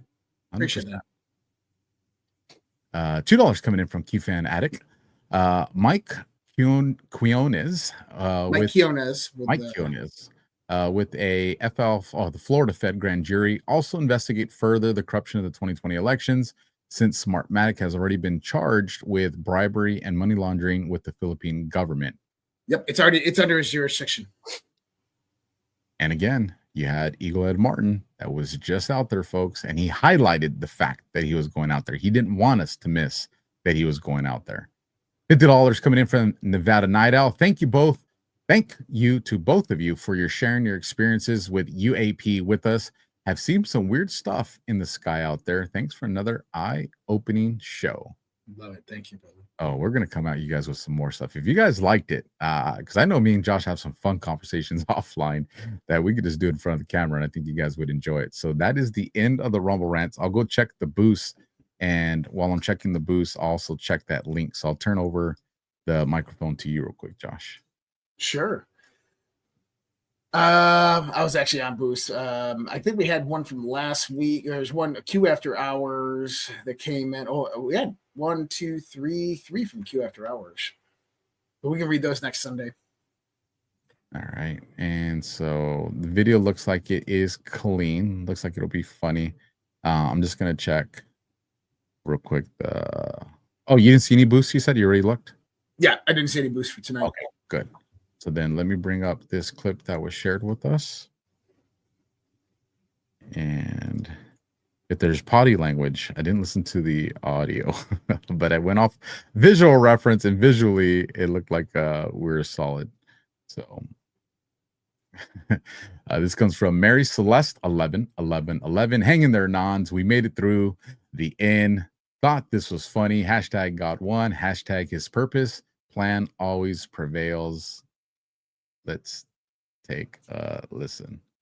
And then it's January, and then it's Christmas in July, and then today's not really today because the numbers are missing, and then it's because it's the Julian calendar, and then it's the Gregorian calendar, and then it's the Q calendar, and then it's the Mickey Mouse clock, and then it's the mirror inside the Mickey Mouse clock, and then it's the mirror beyond the other Mickey Mouse clock that's in the other mirror that's in the other dimension beyond the ice wall, and then Pompeo's got the timestamps, and Scavino's got the comms, and the comms are in the burgers, and now they're in the ice cream, and the timestamps are in the comms, and Grassley's got the comms, and the comms are in the corn, and now the corn is up his ass, and Durham's got the briefcase, and Trump has the football, and Barron Trump's really 85 years old, and Putin's got the codes, and he sends the codes to Elon, who has the magic Starlink, and then the cabal is going to try to resurrect hell from the portal of CERN. Then the Nephilim are going to come down, fight alongside the Blackhawks with large Hadron Colliders, and the Earth's going to flip over on its head, and we're going to be walking upside down. And then Trump's going to step in, and Elon's going to reset the codes, and Trump steps in, and then it's all finished in one day. Maybe. I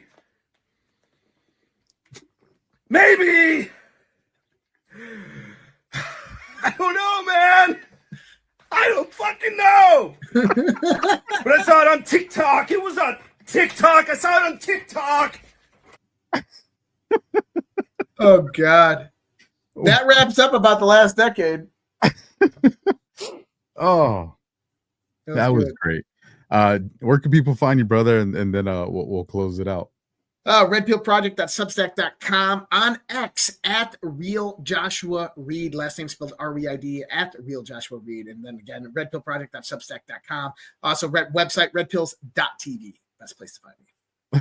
You guys, alphawarrior.tv. You can find me on Rumble, the Alpha Warrior Show. Get in the trenches and fight with me over there at X Alpha Warrior X. Go follow me on YouTube. Even if you watch on Rumble, I would definitely appreciate if you guys have YouTube channels, if you can go just and subscribe and help kick it into the algorithm. Same thing with Josh over there. If you can find his Red Pill Project on Rumble, just type in Red Pill Project, Red Pill, one word, Red Pill Project, and you'll find me. All right. So with that, Josh, I'm looking forward to this video you're going to play. All right. Much love, respect, God bless. Take care. Have a great night, guys. Semper Fi. Awkward silence.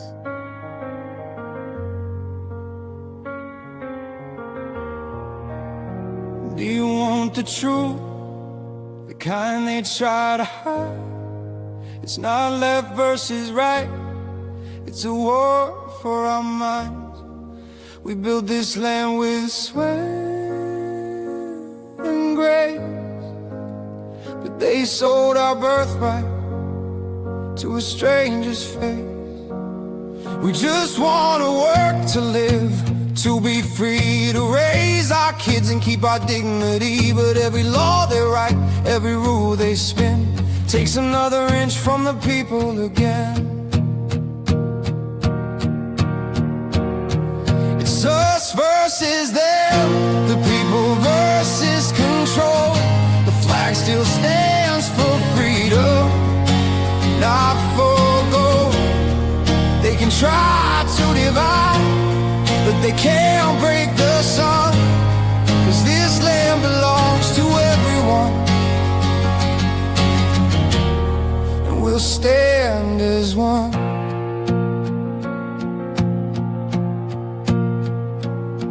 My friends on the other side, I feel your pain. You've been lied to too. It's the same old game. The system's broken, that much is true. But I don't hate you, brother, I stand with you. We've all been played by the hands of the few. They print out chains in red, white and blue, but freedom ain't theirs. It's in our soul. It's the will of the people that makes us whole.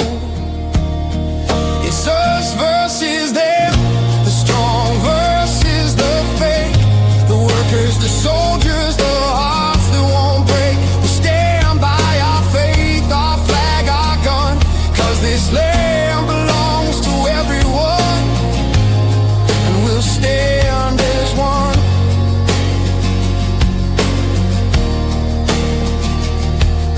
Freedom's not a gift you're handed from a throne. It's the fire in your chest that says I stand alone. It's the farmer, the builder, the mother's cry. It's the spirit that refuses to die. They call it progress, we call it theft of the blood and sweat that our fathers left. But when the people rise, the lies are done, and we remember we're the one. It's us versus them, but love wins the fight. Truth is our weapon, and God is our light. They can chain the body, but they can't chain the sun, 'cause this land belongs to everyone, and we'll stand as one. So raise that flag, let the stars still wave for the land of the free.